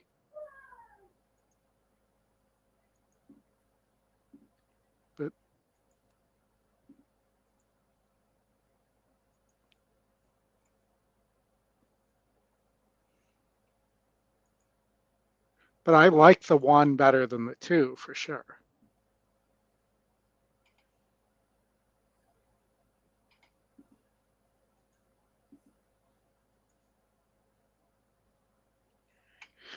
All right, well, they're coming to the Tapeta.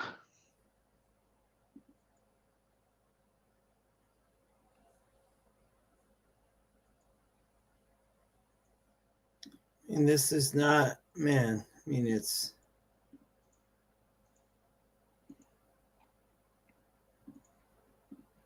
And I guess it would surprise me if the 3 or the 4 won. And even the 6, but yeah. I mean, I'm not sure the 1. I'm not sure the 1 will get the lead from the rail, so it might have to rate. But if all 3 of them break well, they could go really fast.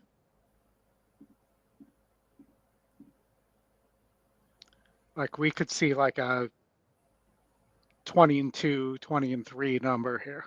The horses, they're out the gate. Well, It's yeah, and then they almost might go time. like Ninth 45, race 40, field moving in for a 40. start. I mean, 6 they to could 5 go really favorite is fast, but outside. somebody Number still 8 could Edith hold and on. Guard Zayas for Safi I'd put Joseph it. Jr. Be Thankful I'd is be 2 on to the 1, 8 4 to if I 1 had the Pop better Rocks, horse, maybe. 7 to 1 any moment. But I'll say I don't typically Vivi like Get Your Guns is outside now moved into posts line. for horses that are about the same Hip the speed distance. as the horses to its inside and haven't shown they can rate. Yeah, but there's only 6 horses. So, Brent, that's amazing that you actually Pop had Rocks. the 7.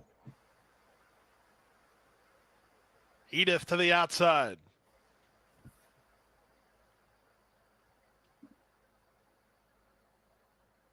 Edith and the 9th.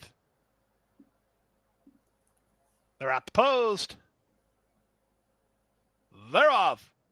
From the outside, Pop Rocks and Edith, the first 2 to begin. See? But Edith blasts Yeah. off the mark and clears Much all the inside fastest traffic. speed. Edith front and center. From between horses, Be Thankful. Any moments along the rail. Out in the middle goes Pop Rocks. The 2 at the back are Kip the Distance and Vivi Get Your Guns. To the far turn they go, and Edith has made an easy lead. She leads by a length and a half. Be Thankful second. Out the rail, that's Any Moment, who's now third. Racing into between horses, Pop Rocks. Wide on the Well, with course, that Kip the pace Distance, at and from 5.5, between she Vivi should Get be Your gone. Guns. They speed around the far Well, turn. The 2 just favorites loose. are hooked I up. mean, They're a length and a half no- apart. They're well clear Yeah, of the but others. only ran It's Edith who 22. has first run on Be 22 and Thankful, who's 1. flat to the boards to go Yeah. after her. 3 more to Pop Rocks, I mean, racing the 2 outside of Any probably Moment. need In to between lead horses, the that's 1. Vivi Get Your Guns, The and they're on their way home. closers. Edith appears to just be toying with them here. Edith off the turn, finds a It's gear 6 the gonna run others don't second, have, and look at probably. her race away. Edith by 6, by 7, and still moving off. It's Edith Yeah, and Jockey 8-6. Edgard Look at Zayas that. for Safi Joseph Jr., Safi for another one, Edgard for another one, Edith, no doubt about it, 9th race winner. Up for second, Pop Rocks, third, Be Thankful. Edith running home to see Archie. Right, Wiz? Yep.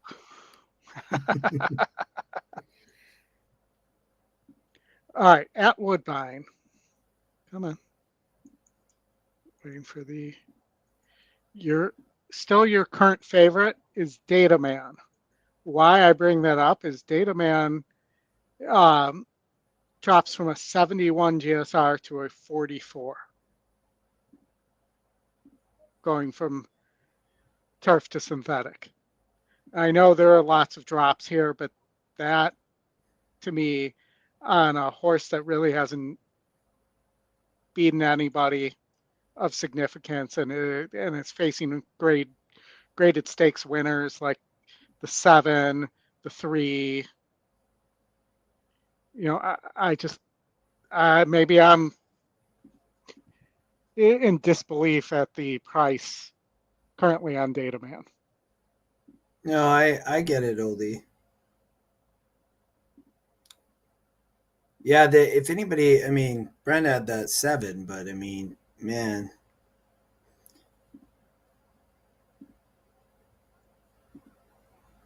I like the 4 in the next race. Oldie is the long shot, but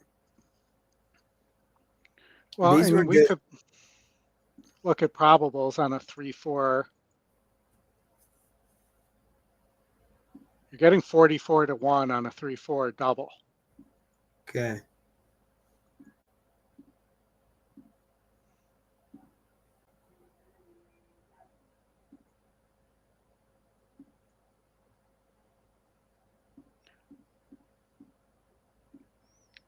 So I mean that's very playable. Let's see, for the preview show in the next, I had pull up the preview show. So I was 3-5-1 here, and then I was 2-1-5-3 in the next.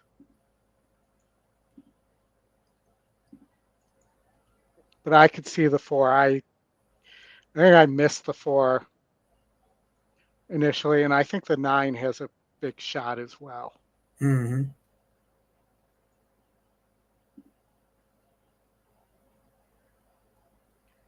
So if we're looking at doubles here, you can just go price shopping.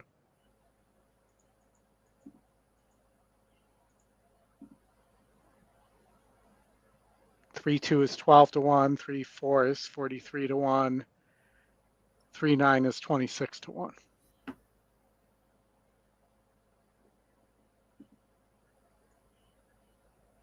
The one not taking any money here.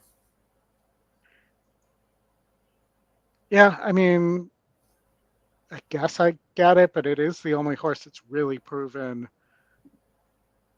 anything on synthetic, along with Classic Motown and Stanley's House. No, I know, but that's my point. I mean, Yeah. And let me first also time Drexler, huh? tell you, the 5 won the Woodbine Oaks last year, and then they kind of messed around with it. Kins Concert, could win at a big price in the next. Concerto, I can't even say that. Still can't say it. I've tried multiple times here.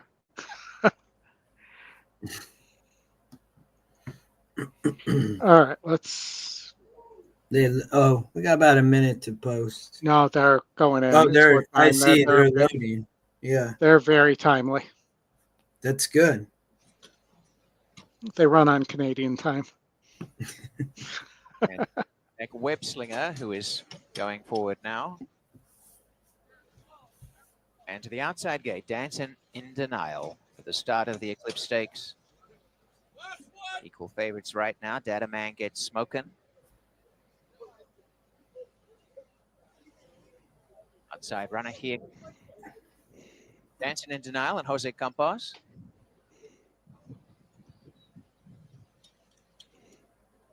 Placed in. They're set to run. And they're off. And a very good start in the center for Get Smokin', rushing for that lead. And going on the outside second, Cool Kiss. And up the rails, driving through is Posiblemente. Posiblemente going up into second spot, has the inside running behind Get Smokin' as they turn. Lying in third is Cool Kiss, and out the stretch, racing fourth is that. The one got tail whipped there. Side Stanley House. On the rails, Classic Motown. A couple away, Dancing in Denial. And last early is Webslinger. And assuming control, it is Get Smokin'. Went to the front by a length and gets to the inside. Posiblemente under a tight hold in second. One away third, Data Man trying to settle on the inside with room.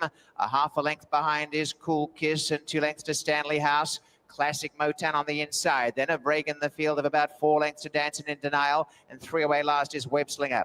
Get Smokin' in front and leads the way in the Eclipse by a length and a half, Posiblemente and Data Man. 2 lengths away in fourth, Cool Kiss. Classic Motown getting forward on the inside, pretty relaxed. On the outer, Stanley House, a break in the field, Dancing in Denial. And last, Webslinger, the half was 47-4. And Get Smokin' only a half in front. Posiblemente dashing forward on the outside. And they turn up the heat on the opposition. They've gone away by 2 lengths. Classic Motown's burning home is coming around the outside of Data Man. But Get Smokin' has shaken off the challenge of Posiblemente. Classic Motown is eating up the ground, has gone to second. Get Smokin' turns by a length and a half. Classic Motown coming, and they're well out in front. Down the lane, Classic Motown racing up to Get Smokin', and Classic Motown on the outside coming home better. Webslinger from a mile back, finishing well. Classic Motown's in front from Get Smokin'. Webslinger coming on. Webslinger a danger. Classic Motown crying out for the wire. Webslinger's flying. Classic Motown the winner. A half to Webslinger. 9-1. Third. Dancing in Denial fourth, and then Stanley House. I'll be curious. 142.97. Not as much the pick 4 probably, but the pick 5 will be, and of course the pick 6. With that 70-1, I'll be very surprised what the will pays are. All right, we got race 10 at Monmouth or race 2 at Emerald. Well, I mean, the last at Monmouth. It doesn't matter. You choose. How many we got at Emerald? Let's take a look here. It's about the same. They're about 6-7 horse fields. Oh, Emerald 5 horses. All right, let's do Monmouth then. We're off.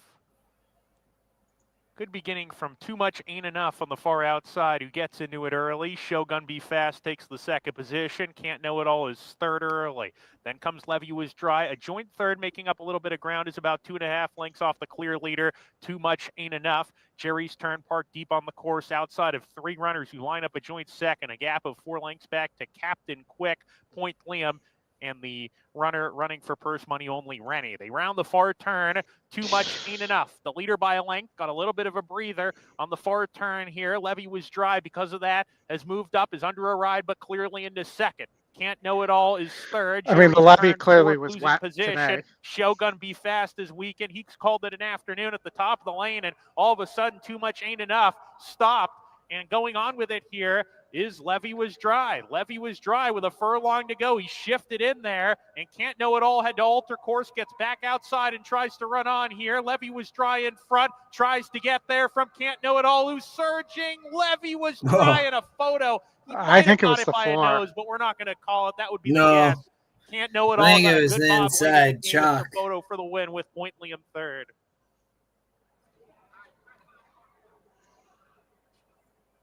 I think you could see an inquiry there as well. Looks like Emerald hasn't gone off yet. If I can get over there in time.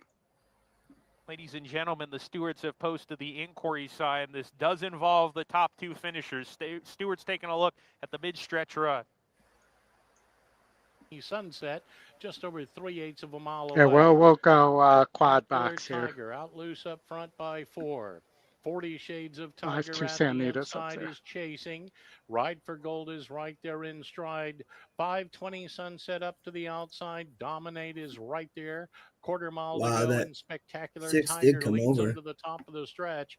It was a But it looked fast like might have pace been start. clear. 44.25 now as they head down the stretch, and Spectacular Tiger continues That one on with gone. margin in deep stretch here. Yep. Still 6 or 7 on the field. On the outside, 5:20 Sunset Horse chasing, smoked but him. to Wow. no avail. Spectacular Tiger home in front, easy winner by 7. That horse took a 5:20 lot of Sunset money was too. next, and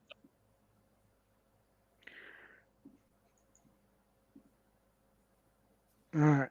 Let's see what they decide here, because we are still. Number 6, Levy Was Dry, was first in the photo. 4, Can't Know It All second. 5, I'll be right back, Oldy. third. 7, All right. Jerry's Turn fourth. 6, 4, 5, 7. Your top 4 again. There is an inquiry involving the top 2 in the stretch.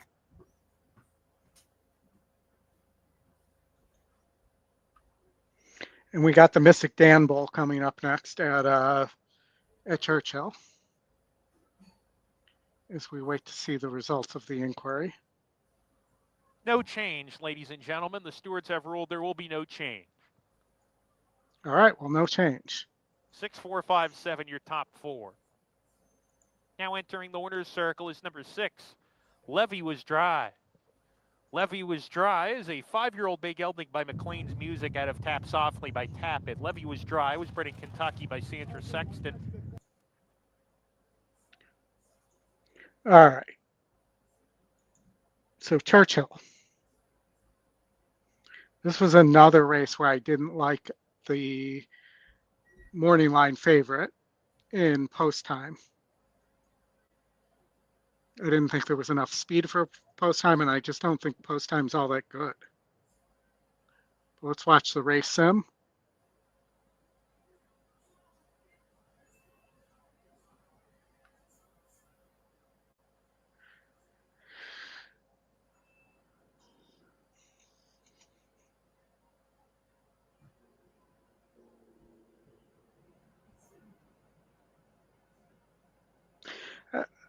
I didn't love Mystic Dan here either, but he is the biggest name in this field, which is why I referred to it as the Mystic Dan Bull.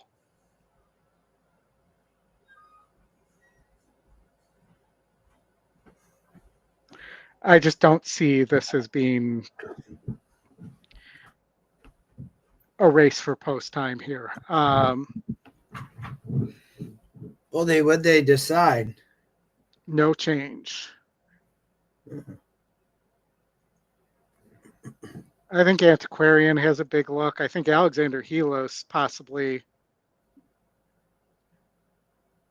as well. And for the with the scratch there, but this is the blame. I was 478, so I was Mystic Dan on top here in the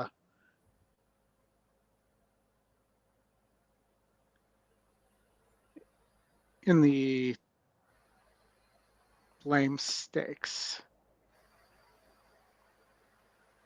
And the 7 obviously scratched. All right, Banishing is getting bat for Jacobson.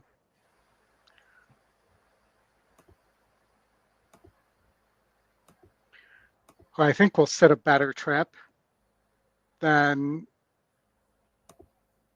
post time. And one of your favorite horses is running here as well, Justin, Hall of Fame. I know. I saw that, Oldie. That was kind of the horse I kept looking at. I just decided I wasn't going to allow myself to be suckered into Hall of Fame again. Yeah. I mean, it keeps hitting the board. I mean, those are both tougher races, but they're in the gate. Got 2 more horses to load in the gate here. I got the sound. In the blame, the grade 3 blame.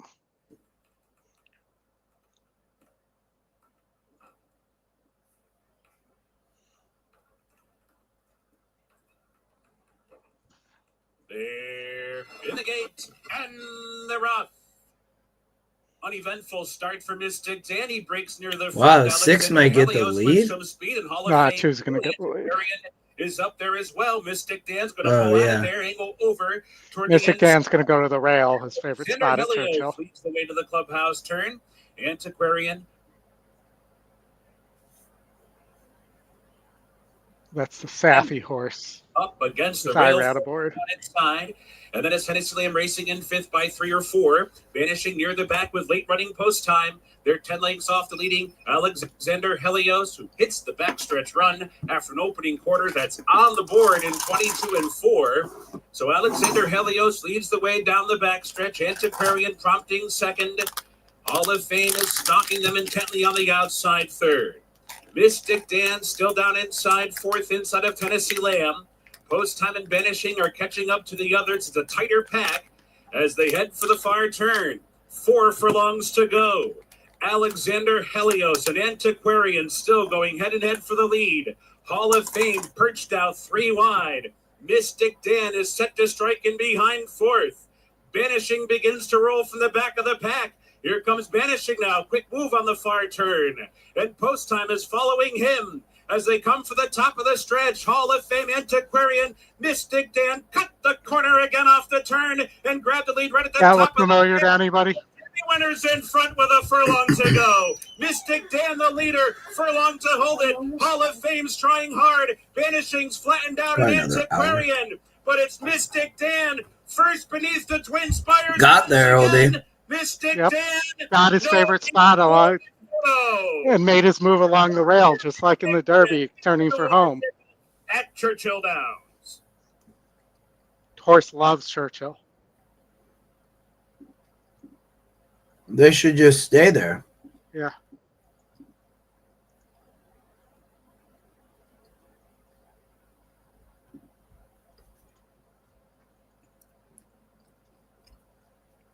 The bull ring up at Hastings is back, I see.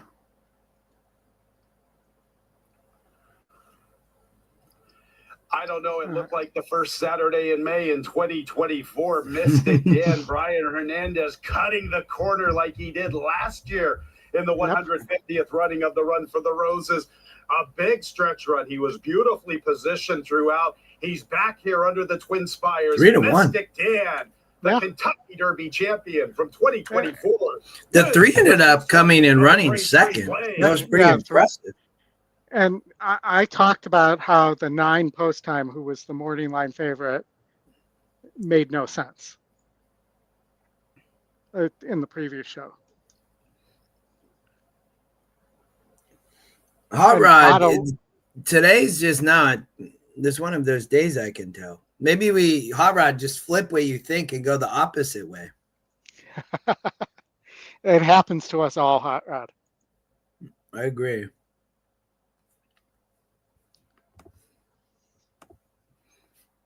100% happens to us all. Well, we have Santa Anita, or let's see, hold on. No, Santa first, then Gulfstream. Yep. Got a lukewarm favorite at Santa Anita in the 4-horse Jimmy Blue Jeans. There's a lot. I mean, the 5 faster than the 4. That's the problem with Jimmy. Yep. And I'm not sure that I think Jimmy need the lead. And I don't think the 5 can win, even if he gets the lead. Yeah, I mean, the horse always backs up. Even with the easy lead, that 5 horse has stopped. 3 for 44 lifetime. No, thank you. I mean, the 2 flyover also looks like he needs the lead, at least based on what we've seen. Maybe can rate, and we just, have only seen 1 race out of him. Mm-hmm. I mean, the 3 horse needs to be close. Oldie, that horse taking a lot of money, but I mean, is that horse really going to be able to sit off the speed? I mean, maybe has showed its stride. I mean, he is stride. Yeah, but what about the 6 Brazenly or the 7 Little Richards Bellow? Big step up for the 7, but the 6 at least has been facing similar. Nearly won last out off the pace on the dirt. Now back to the turf, but yeah, also in that 2 race 2 back, Oldie. I mean, that wasn't bad in a 56 state bred. So the 6 been facing open company and running well. Yeah, I mean, I think the question with the 6 is more just, is it gonna? It seems to run maybe a little well. Yeah, it runs a little bit better on the dirt. It looks like, but I mean, I just feel like based on the pace I'm seeing here, it's really, if it's not the 6 or the 7, who is it? The 1? I know, that's what I was just looking at. I mean, that horse did win 2 back, but that was so much easier. Yeah. I mean, so it's got to be the 6 or the 7. The 7 won last time out on turf against 58 SOR. Last time it ran on turf.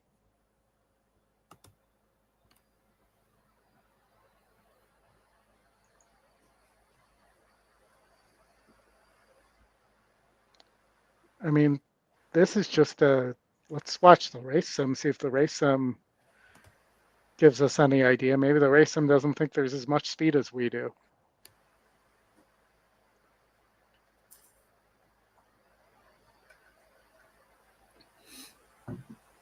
The 3 horse took a lot of money early. But can the 3 horse rate? Well, they keep trying at verse easier and not doing it. So I don't know how. I mean, the 6 definitely gets the double arrow, and it has finishing the best. It's just a matter of whether this 2 is a monster or not on the stretch out. It does lose 10 points of GSR, though, on the stretch out. Well, the GSR only says it's a pure sprinter on the turf. Yeah.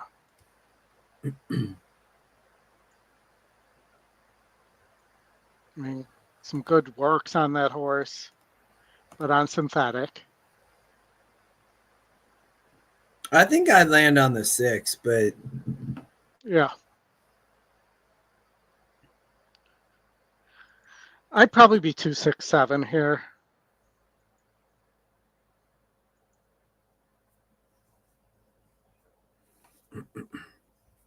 For an exacta play.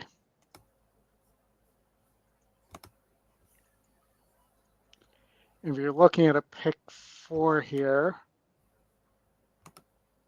if the ticket generator decides to cooperate with me here.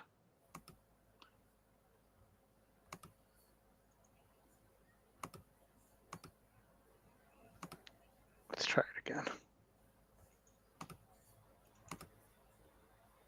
There we go.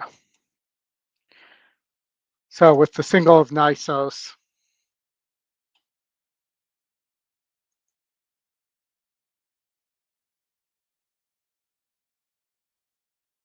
I think that's where you go. They're going in the gate. Let me get that up. I like this horse for some reason. Yeah, hold on. 2 back. I said, oh, what a great winner. Bet last time out, nowhere to be found. No, but I think it's I agree. Nowhere to be found.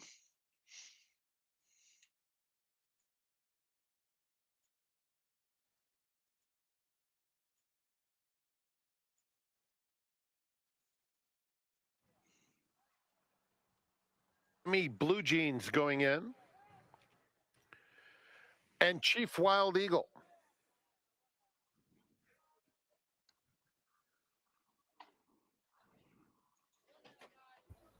In the gate. Jimmy Blue Jeans moving around. And Flyover is going out for the lead. Kanani came away well. Jimmy Blue Jeans is not far behind in third, and so I'm told fourth. Brazenly in the green settles 5 lengths off the lead. Rodrigo Knows is next, followed by Chief Wild Eagle and Lil Richard's Bello. Fresu and Flyover set the pace unopposed. Tracked by the favorite Jimmy Blue Jeans, who's a length and a half off them. Another 2 back to Kanani by himself in third, and so I'm told is 6 lengths off the lead. Then Rodrigo Knows, brazenly in the green, racing in front of Chief Wild Eagle and Lil Richard's Bello. It's Flyover pursued by Jimmy Blue Jeans. The 2 top choices go past the half-mile pole. Flyover maintains the lead a length and a half. Jimmy Blue Jeans second. 2 more, Kanani still third. He's followed by So I'm Told. Brazenly inches up outside Rodrigo Knows. At the back are Lil Richard's Bello and Chief Wild Eagle. Flyover, Jimmy Blue Jeans trying to go after him now with a 1/4 mile to go. It's Flyover and Jimmy Blue Jeans squaring off, 3/16 to run. Flyover just in front. Jimmy Blue Jeans trying his best, still a half length behind, but right to him now. And Jimmy Blue Jeans and Flyover putting on a show. Flyover or Jimmy Blue Jeans. Flyover has something left, digging in, trying to fend. Wow. Blue Jeans, here's the line. Photo finish. It I is think the 2 got it. close to call. Very tight between Jimmy Blue Jeans and Flyover. In behind them, Rodrigo Knows, Brazenly, and Little Richard's Bello were battling out the balance. Tight photo at the Great Race Place. I mean, that was a hot pace at a mile. Oldy, who won? I think the 2, but it came down to a bob between the 2 and the 4. Oh, so the speed just kept going. Yeah, and they ran sub 23, so 22 and 4. 45. Oh, that 2 got an amazing bob. I think Yeah. the 2 won. I was very confused. Somebody knocked at the door, and 2 of my son's young friends had just showed up just came to hang out. I don't think the 4 ever got its head back in front. I don't think so either, but I didn't mean to switch it off of there till we see who won. And they're showing the photo of a different part of the race. Yeah, it looks like we may have a storm coming into Woodbine. A storm? Yeah. Hold on, they're showing the finish, and then I'll show you. See, the 4 never doesn't get there. The 4 got there, and then 2. I think it was the 2. I don't think the 4 ever got its head back in front. I think the 2 held on. That was pretty incredible. Gosh, yeah, well, they went 45 and 4. Yep, the 2. Yeah.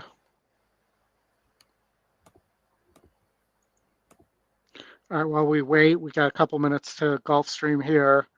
But here, check out the conditions at Woodbine. That looks like the conditions here in Seattle. It was beautiful this morning, and then all of a sudden it's windy and rainy, and the temperature dropped 15 degrees. Fashionably fab. Hey, what's the odds on the 4 there? 6 to 1? 6 to 1, not bad. All right. Still no decision on the photo. Oh, wow. I mean, that looked like 2, 4, 6, 3 to me.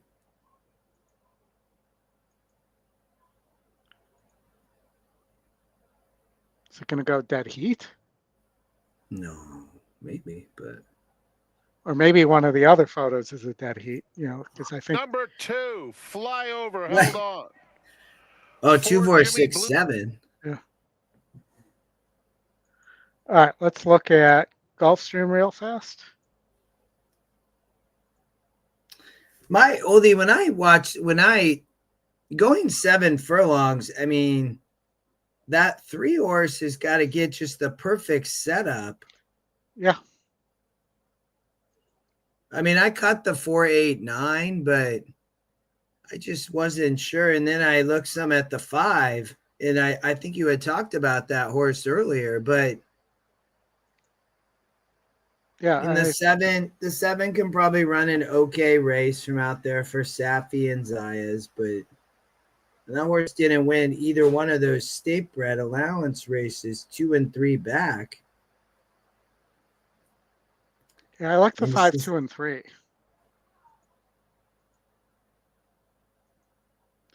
And maybe the 9's got an outside chance, but I like its turf efforts better than dirt.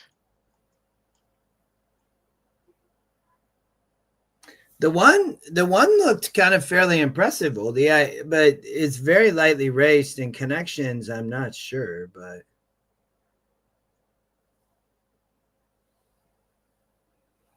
I mean, the one looks like it can improve, but it's had some just difficult trips. Horse has got to be close to the lead, but should be. I mean, it's. Yeah.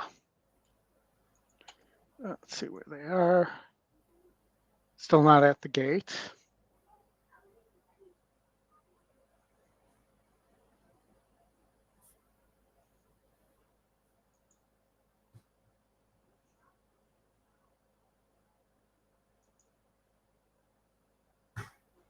But I agree. I think this 5 has a shot here at 7 furlongs. It's shown it can rate. I also think that this 2 for Barbosa has shown a little bit. But and that's almost where I was landing, Oldie. I thought this race was pretty wide open. I mean, it's a tough starter optional claim. But the 2 horse, I mean, it's nice to see that horse won last out in a 56. The 2 horse could improve again. I mean, but it has had, I mean, again, a couple layoff lines, but. We kind of know who the 7 is at this point. I mean, could hang on for a piece if it gets the lead, but. All right, they're going in the gate.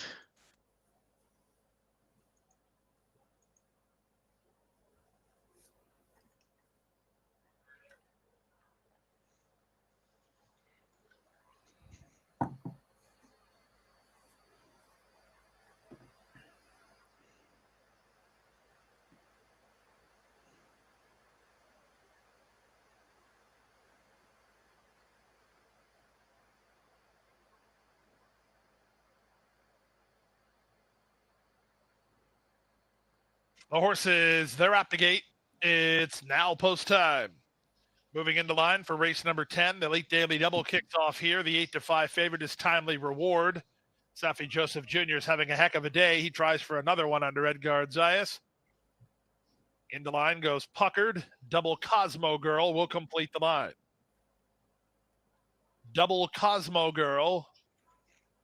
And the 10th. They're at the post. And they're off.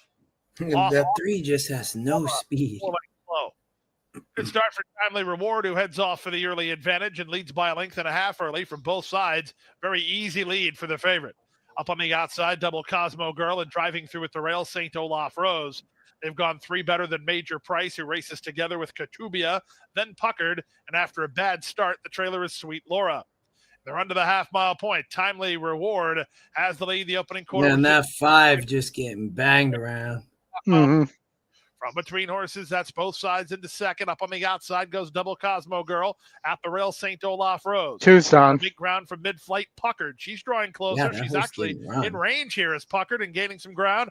A gap of 2 more to Major Price together with Sweet Laura. The trailer is Katubia. They run around the far turn. They went the half in 46 and 4, and they speed past the top of the stretch mark. Timely Reward held together by Zayas and front by a length, Puckered. Moving up on the outside to challenge from second, St. Olaf Rose with an inside passage into third. Sweet Laura wide on the course. They're on their way home. Puckered issues the challenge to Timely Reward. Timely Reward needs to find more than that. Puckered is right alongside. At the rail at St. Olaf Rose, Yeah. they're a 16th from home. Eliza GreenEdge and Puckered, they've taken a clear lead, and they've got it won. It's Wow. Puckered on the board at 13-1 to win, going away by 3 in the end. Timely Reward is second. I think I wouldn't have picked that horse, but I didn't like the 7 for sure. I would have never gotten to the 8 though, Oldie. Wow. All right, we got 1 minute to Monmouth. You got a 6-5 favorite who was 1-2 on the morning line. In the Ness horse, JJ Valentine. 1 Looks for like it's taking- 17. Wow. It's a Right, rough between- race. I mean, you have Yeah. a 1 for 17, a 1 for 7, a 1 for 21, 1 for 19, and a 1 for 24. I mean, the 7 maybe ran well last time out, but off a claim. Not getting bet. It's the 8 that's taking the money. 0 for 9 lifetime at the distance. Yeah, but this race is just not good, Oldie. I mean, both of who's going to like the slop? Or, I mean, the 3 probably just gone here. Yeah, I think so. That's my thought. The 8 runs on. I mean, they're both dropping. And the 3 finally gets a much easier spot. The 8 too, though. 8 didn't win 2 back for whatever reason. But does cut back now to 6. That was 8. So They're both at 6-5 right now. at least the 3 horses run well at 6. The 8 has, to your point, has hit the board 7 times, but no wins. Yeah, it just seems to be the type of horse that finishes in the money, but always runs short. Well, and the 3 just looks like it's the speed of the speed, Oldie. I mean, the horse hasn't gotten the lead. I mean, Paco just going to go. It got the lead long ago, like a year ago, but.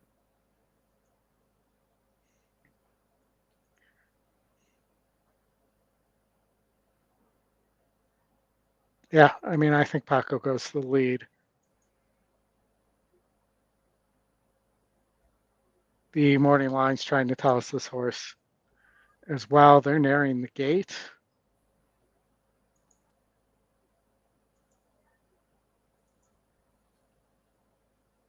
Let's see what we got. Live racing will resume tomorrow, ladies and gentlemen. First post will be 12:50 on another 11 race program. JJ Valentine, the first one to go into the gate. Tampazar's Temper in the black jacket. 3 back, Tap Oracle, 06. 3, 6, 7, 8. Huge. You think the 6 and 7 back. can run? Bolt de Plata.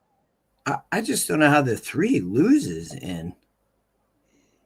Better go, I go, just go. thought it was Round out 3-8. the field. Mm-hmm. 3-8 cold was like 4 to Waiting 1. for Better go, go, go. We're ready to go in the finale. And we're off. JJ Valentine broke beautifully today and is up on the pace early with Tapassar's Temper, who's a half length back in the first 16th of a mile. Bolt de Plata settles into stride third. Better go, go, go, easing right behind him and getting towards the inside now. And towards the back is Tap Oracle as they head down the 8 back now stretch in a here. run. Peacemaker is JJ Valentine Wow. went off at 4-5, leads by a length. Bolt de Plata getting closer in the 3 path, coming up to apply some heat to the front runner and the favorite going into the 4-turn run. And these two hook up and they put 2.5 lengths on Tapazar's Temper. Well, 3's Lost done. contact in third, well sent along. Gap of 5 back to Tap Oracle. And Betta Go at the moment has not picked up his feet as they come to the top of the stretch. Bolt de Plata has breezed to the front. He went right by J.J. Valentine at the 5/16s, dives to the rail, hugs the fence, and kicks for home with a 2-length lead. J.J. Valentine, though, he's coming back for more. In second on the outside of this front runner, Bolt de Plata leads Yeah, by but he a length doesn't and a go half. by He's anybody. still clear. Opens up 2.5. Tapazar's Temper gets up into 4 second. first-time J.J. gelding. Valentine is beaten. Bolt de Plata on top, close to home. Bolt de Plata to score a mild upset in the finale. All right, Woodbine.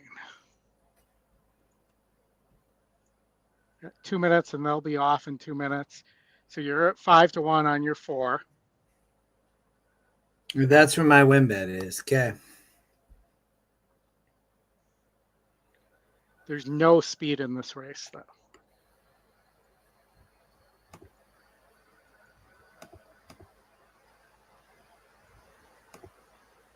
Caitlin, her greatness. I mean, she wants longer.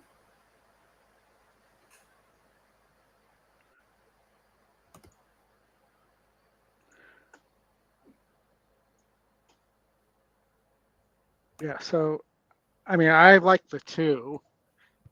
Here, I also thought the 5 and the 3 had some long shot looks here.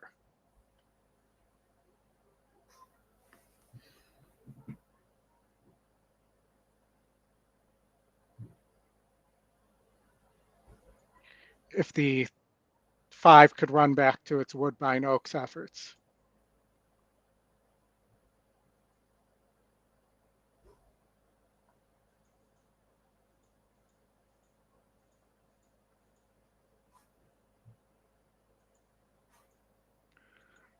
Was my thought.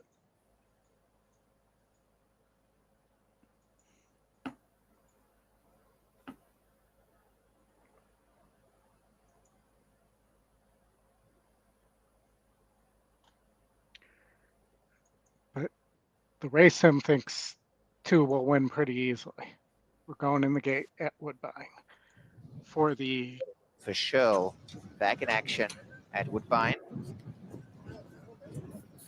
And goes forward next for the grade 3 Bell Mahoney Stakes. That's a nice bullet work back in earlier in May as they come up. Almost ready. And the next along is 4 Flying for Manny Franco, gate number 7, and Fashionably Fab is to come to the outside gate. A little bit of money coming in now for Dana's Beauty, down to 7-2, 8-5 Caitlin and Greatness. Fashionably Fab is 4-1. Working on 4 Flying for the barn of Graham Motion for Newstead Stables LLC. Graham and his motion. 5-year-old Grey Romare has gone in. The last along, Fashionably Fab.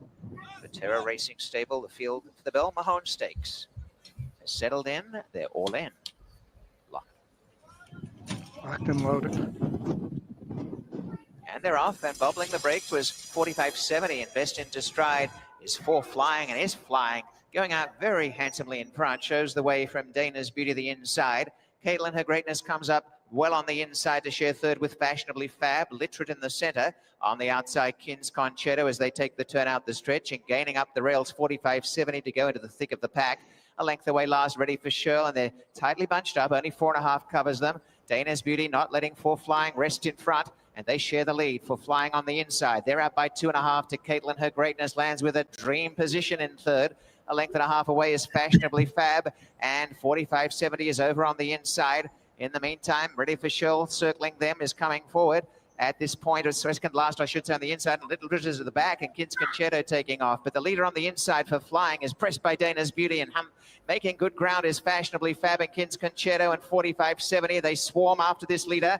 Caitlin, Her Greatness, is sitting pretty in third. And last of all, Literate with Ready for Show as they bunch up. Be a lot of Flying traffic. from Dana's Beauty and Caitlin, Her Greatness. Kids Concerto, a wide trip coming. And over on the inside, 45.70. Ready for Show, the center, as Fashionably Fab got back in the field. In the lead for Flying from Dana's Beauty, Kids Concerto, but here comes Caitlin, and she's off and running, and Caitlin, Her Greatness, has raced to the front.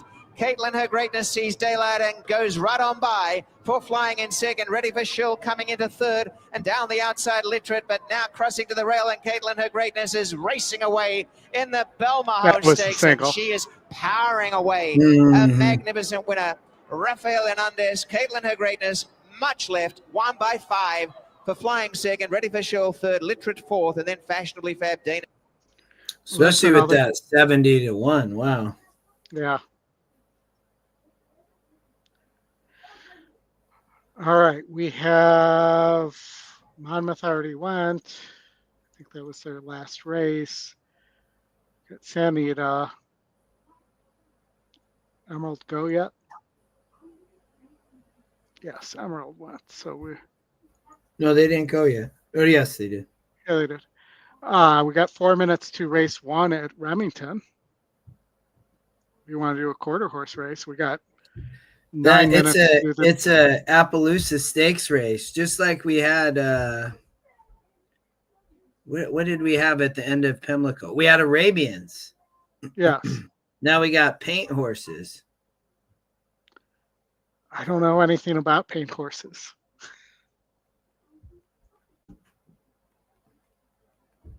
They're not going to be quick. Oh yeah, it's a wet track. It looks like too, huh, Oldy? Well, but it looks nice there. Is it wet? Then maybe they had a little storm. I don't know. That just might be the track's listed as fast. They may have just wet the outside of the track that they're not using to keep dust from blowing up. I mean, the 4 has that effort last time out, but the other efforts weren't great, dating back to about this time last year. Oh, we got Churchill race 11 too. Maybe we should do that. They're going in the gate. I was on the 2 and the 8 here. I thought there was a lot of speed at Churchill with the 5, 6. And then we can come back to Remington. The 5, 6, 9, 9, 2 all seem to need to be around the lead. To be Micaiah and Golden Sunshine. And I have some good notes on the 8 here.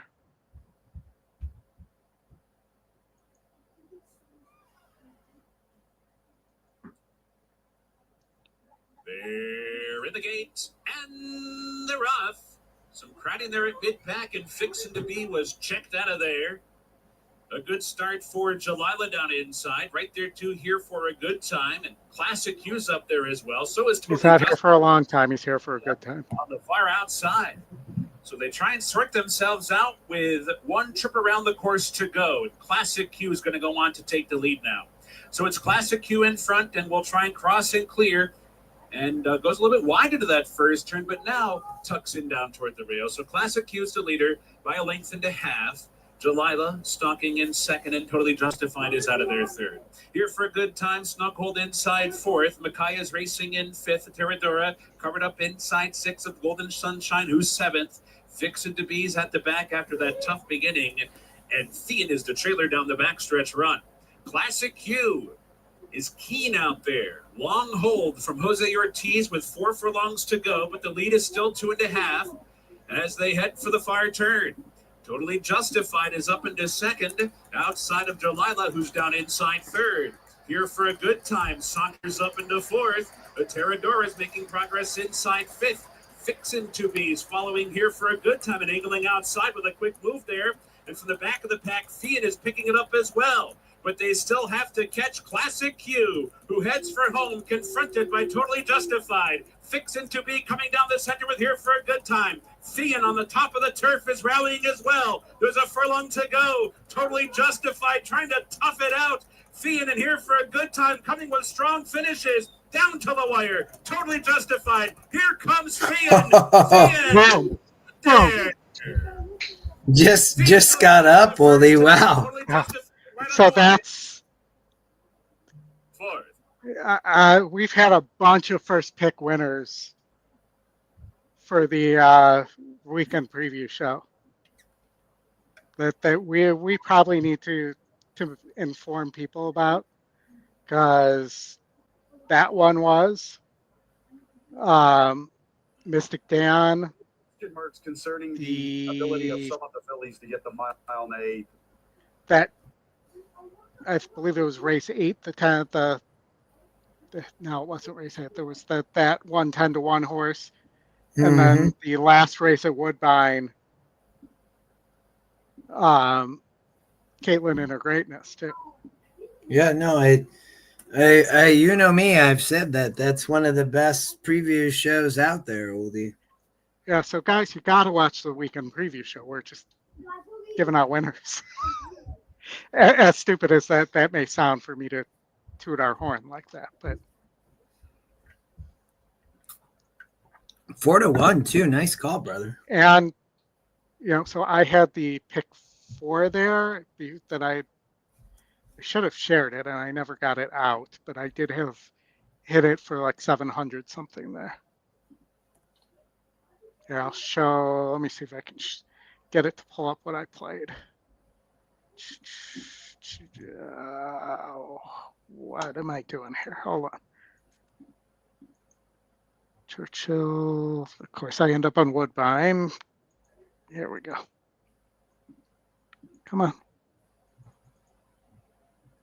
It was not the cleanest ticket in the world, I will tell you that. So that's what I ended up playing, with Royal C on top in the first. And the will pay there. 2 would have been better, but obviously the 2 wasn't going to get there. So 739.45. Not bad. Yeah, I'll take it. Good day. Leonard, good to see you. Good evening. Money for Belmont. Next weekend, big race. Yep. Yeah, the Matt Miles bigger than the I feel like bigger than the Belmont. I know. White Abario versus Fierceness.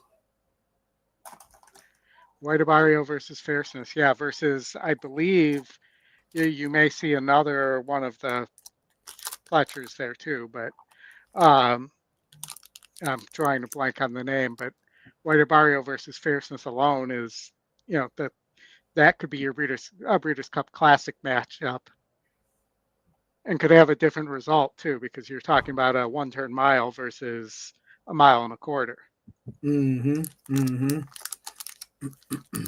All right, so Sanita,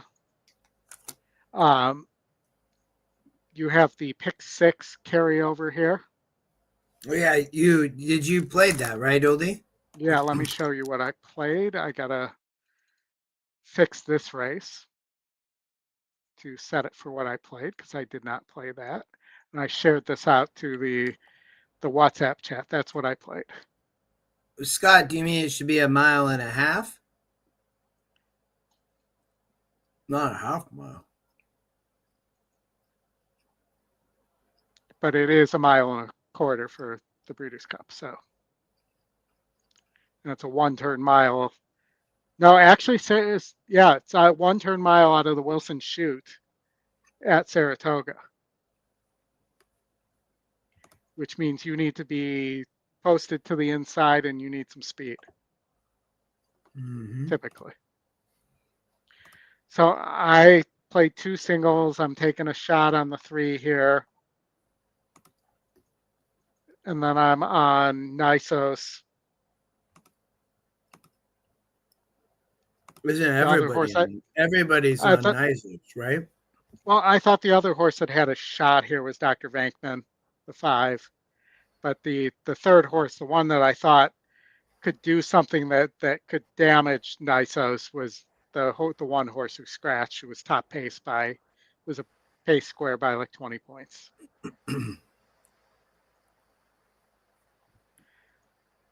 And then I really thought just the two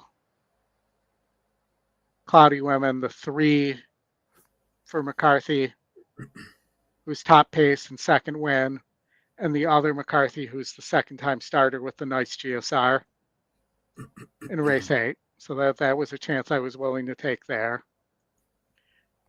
Race 9, I was just 3 and 8. Brazen Sun, the 3. Looks to have speed, yeah. Yeah. And then spread in the last.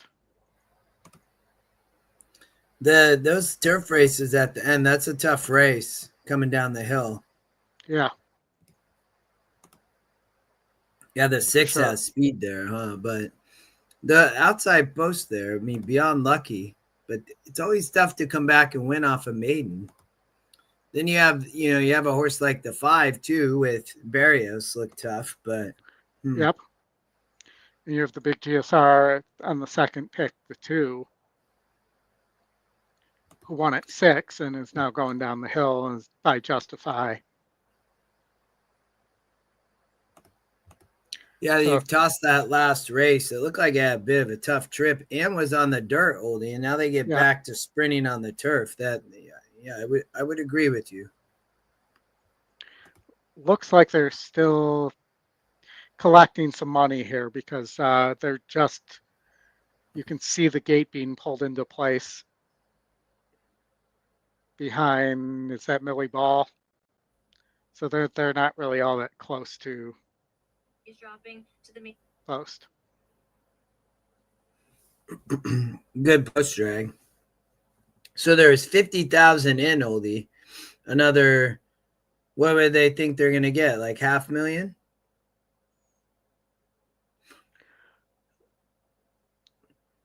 I don't know the exact amount because we didn't do the Sam Nita show last night. Neither of us did, but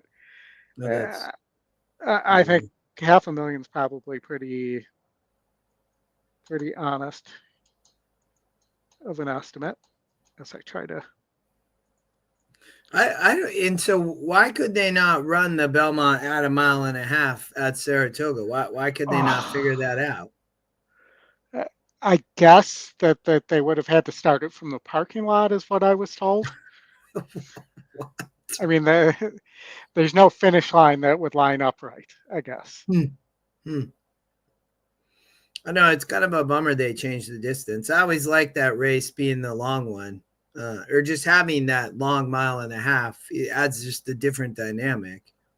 But when they're done with the Belmont construction, it will be back to 1.5 miles. Mm-hmm.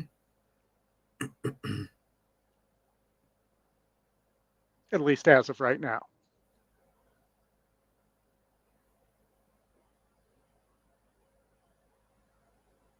But I agree. I hope that it does go 1.5 miles and stay at that distance. Mm-hmm.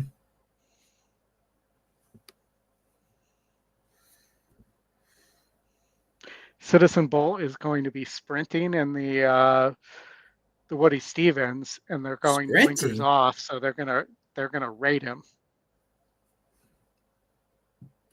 That horse just can't destroy half the field. Right. Well, they're.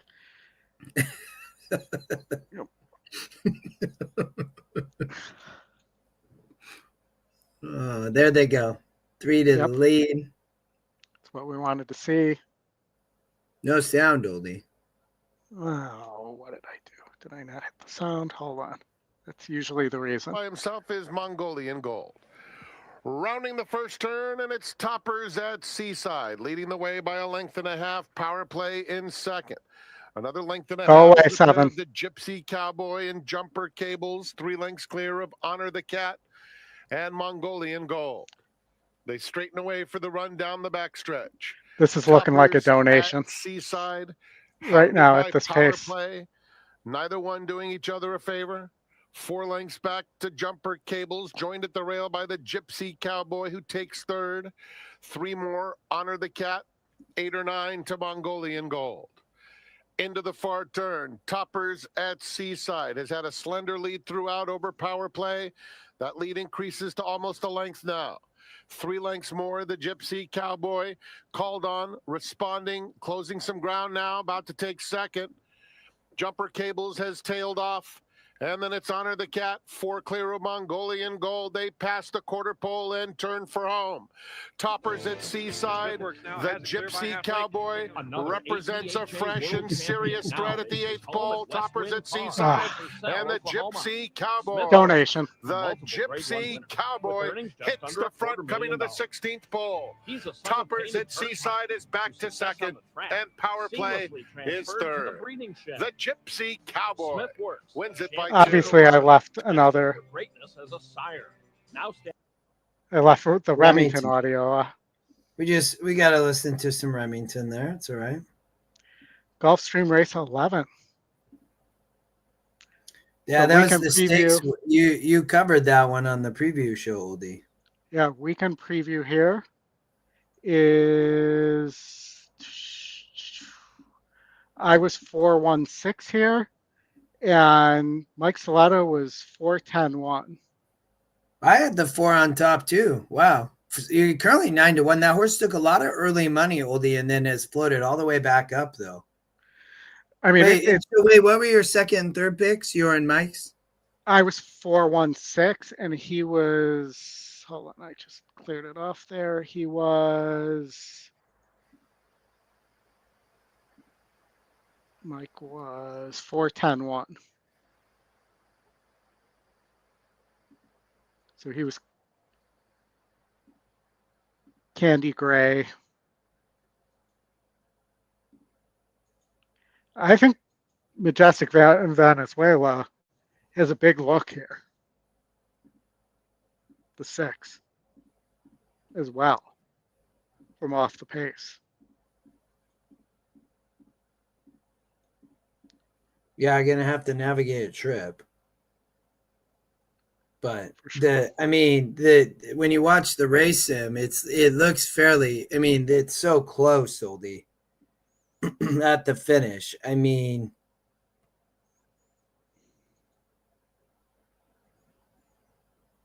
the 2 is just taking a ton of money, but lukewarm favorite.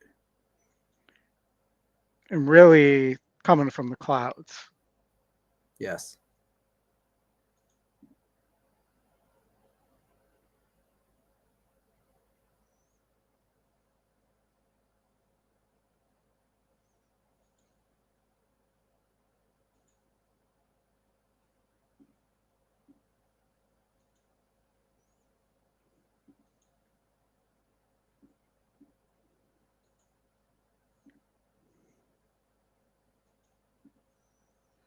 We got. I thought the 4 could rate a little bit here.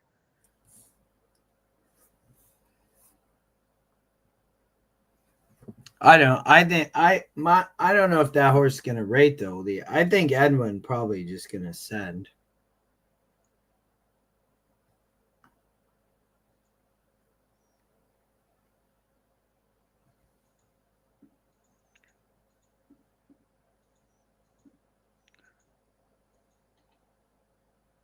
And there's not a ton of speed other than the 11, and the 10 has some speed as well. Yeah.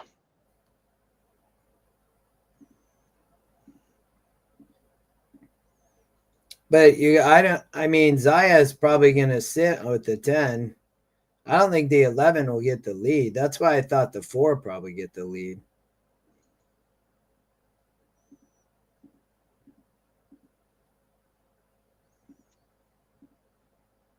I mean, the 10 could get the lead. But I'm fine with the 10 getting the lead because the 2 likes to sit just right off in a lot of these races. Mm-hmm.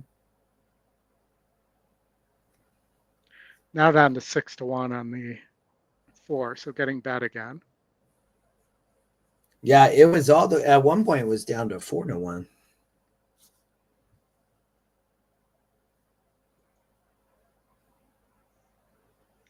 I mean, the 6 has that Miss Gracie effort.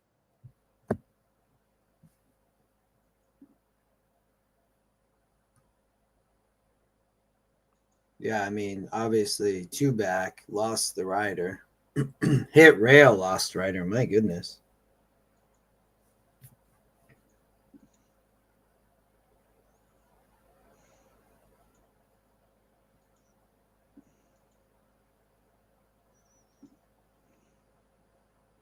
It's a good one. I do think the speed could hold on up front, though, Oldie, in the 4, 10, or 11.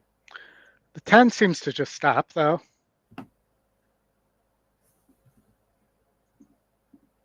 And so, you know, I can't trust Antonio Sano in these kind of situations either.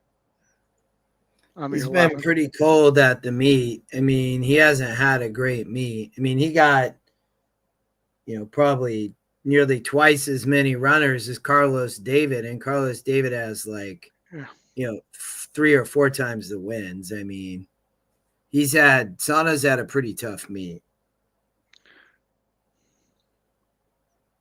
But I feel like that's every meet. I hate to say that. They're loading too. If you want to flip over, I would agree with you though. I'm not a big, just don't get a lot of winners with his horses. Whoops, sorry. Now, Starship Agenda. Candy Gray and Di Regresso.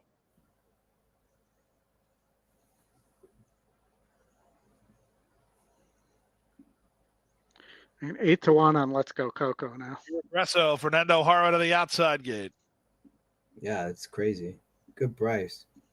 Locked in, ready for action. And runners away in the Powder Break Stakes. Excellent start for Let's Go Coco, who's headed off for the early advantage. Up on the outside, Candy Gray put into play to get over. Also trying to work over is Di Regresso. Starship Agenda is down at the inside, racing only 3 lengths off the speed. Majestic Venezuela's on her outside. Running up on heels a bit is Dancing and Dixie. Out wide on the course goes the Great Chick Shadow. 1.5 lengths to Lady Cha-Cha, who's together with Fantasy Performer. The one at the back is Sensitivity. 23-2 for the opening quarter. Down the backstretch they go. Edwin Gonzalez and Let's Go Coco on top by 1.5 lengths. Candy Gray is second. Di Regresso is now third. Starship Agenda parked at the rail in fourth. Followed fifth between horses by Majestic Venezuela. Chick Shadow's on her outside. 2 back to Lady Cha-Cha, who's still together with Fantasy Performer, and the trailer remains Sensitivity. They're at the half mile in 46-3. They rolled in that second quarter. The leader, Let's Go Coco, by 2. Candy Gray is second. Starship Agenda's at the rail, a joint third with Di Regresso. Dropping back a touch, Majestic Venezuela, who's tightened up for racing room. Looking for room at the rail. Dixie, Chick Shadows on the outside. Let's go, Coco. No. Lost the... The 4 on the lead. Here come the 5. The 5's the only one I think that might catch the 4. Come on, Coco. Oh, geez, the 2's flying. Come on, 4. 16th of a mile. They haven't got to Coco. Let's go, Coco. Still there by 2. Starship Agenda second. Outside Dancing and Dixie to the wire. Let's go. Coco goes gate to wire to win the powder break. Dancing and Dixie's up for second. Starship Agenda ran third. And Justin, I had the exacta as well. The 4-1. I played my what's it called? My weekend preview show picks exacta. Oh no. There, so 4-1. What did that pay? What were the probables on that? Came 4-1-5. Wow. Nice. Ooh. Yeah, that was a good one. The one ended up running well there. So that paid that was a jackpot, Alan. Really? Wow. I mean, that paid, that exacta, the weekend preview show exacta paid 93-1. Yeah, that's a good bet. Wow.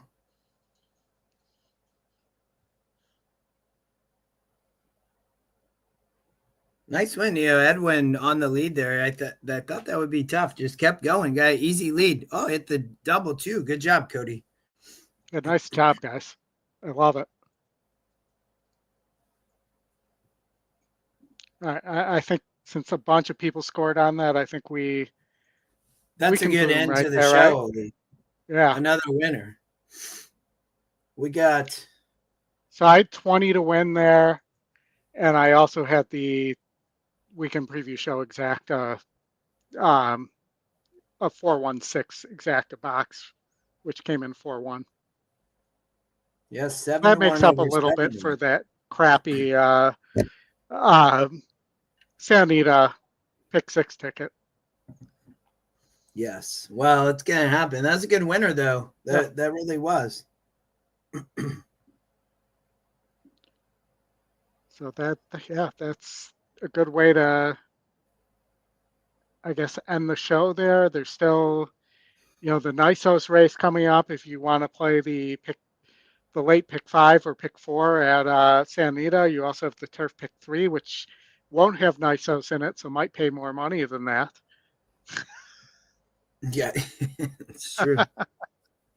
So just some betting options for the rest of your evening there, Justin. It was a compact and blast of a 2 hours and 45 minutes here. I know it went fast. Lots of winners, though. That's what counts. Cody, thanks for Mohammed, you hanging with won. us. That's good. Yeah. Boom, Mohammed. Boom to Willie as well. Love it, scot-free. Great job, guys. 4, 1, Yeah, 5. Cody, too, hit the 2, double. That's 7, a good 4, 1, finish, 5, man. 0, Good job. 7. Let's go, Coco. Not for catching here. That's a good ride by Edwin. He knew he had the fastest horse and just sent. And with that rail like that, Oldie, you send like that and nobody coming. None of those horses were going to close. They just weren't. The 410 and the 10-11 backed up, but one of those speed horses. And, man, Let's Go Coco just kept going.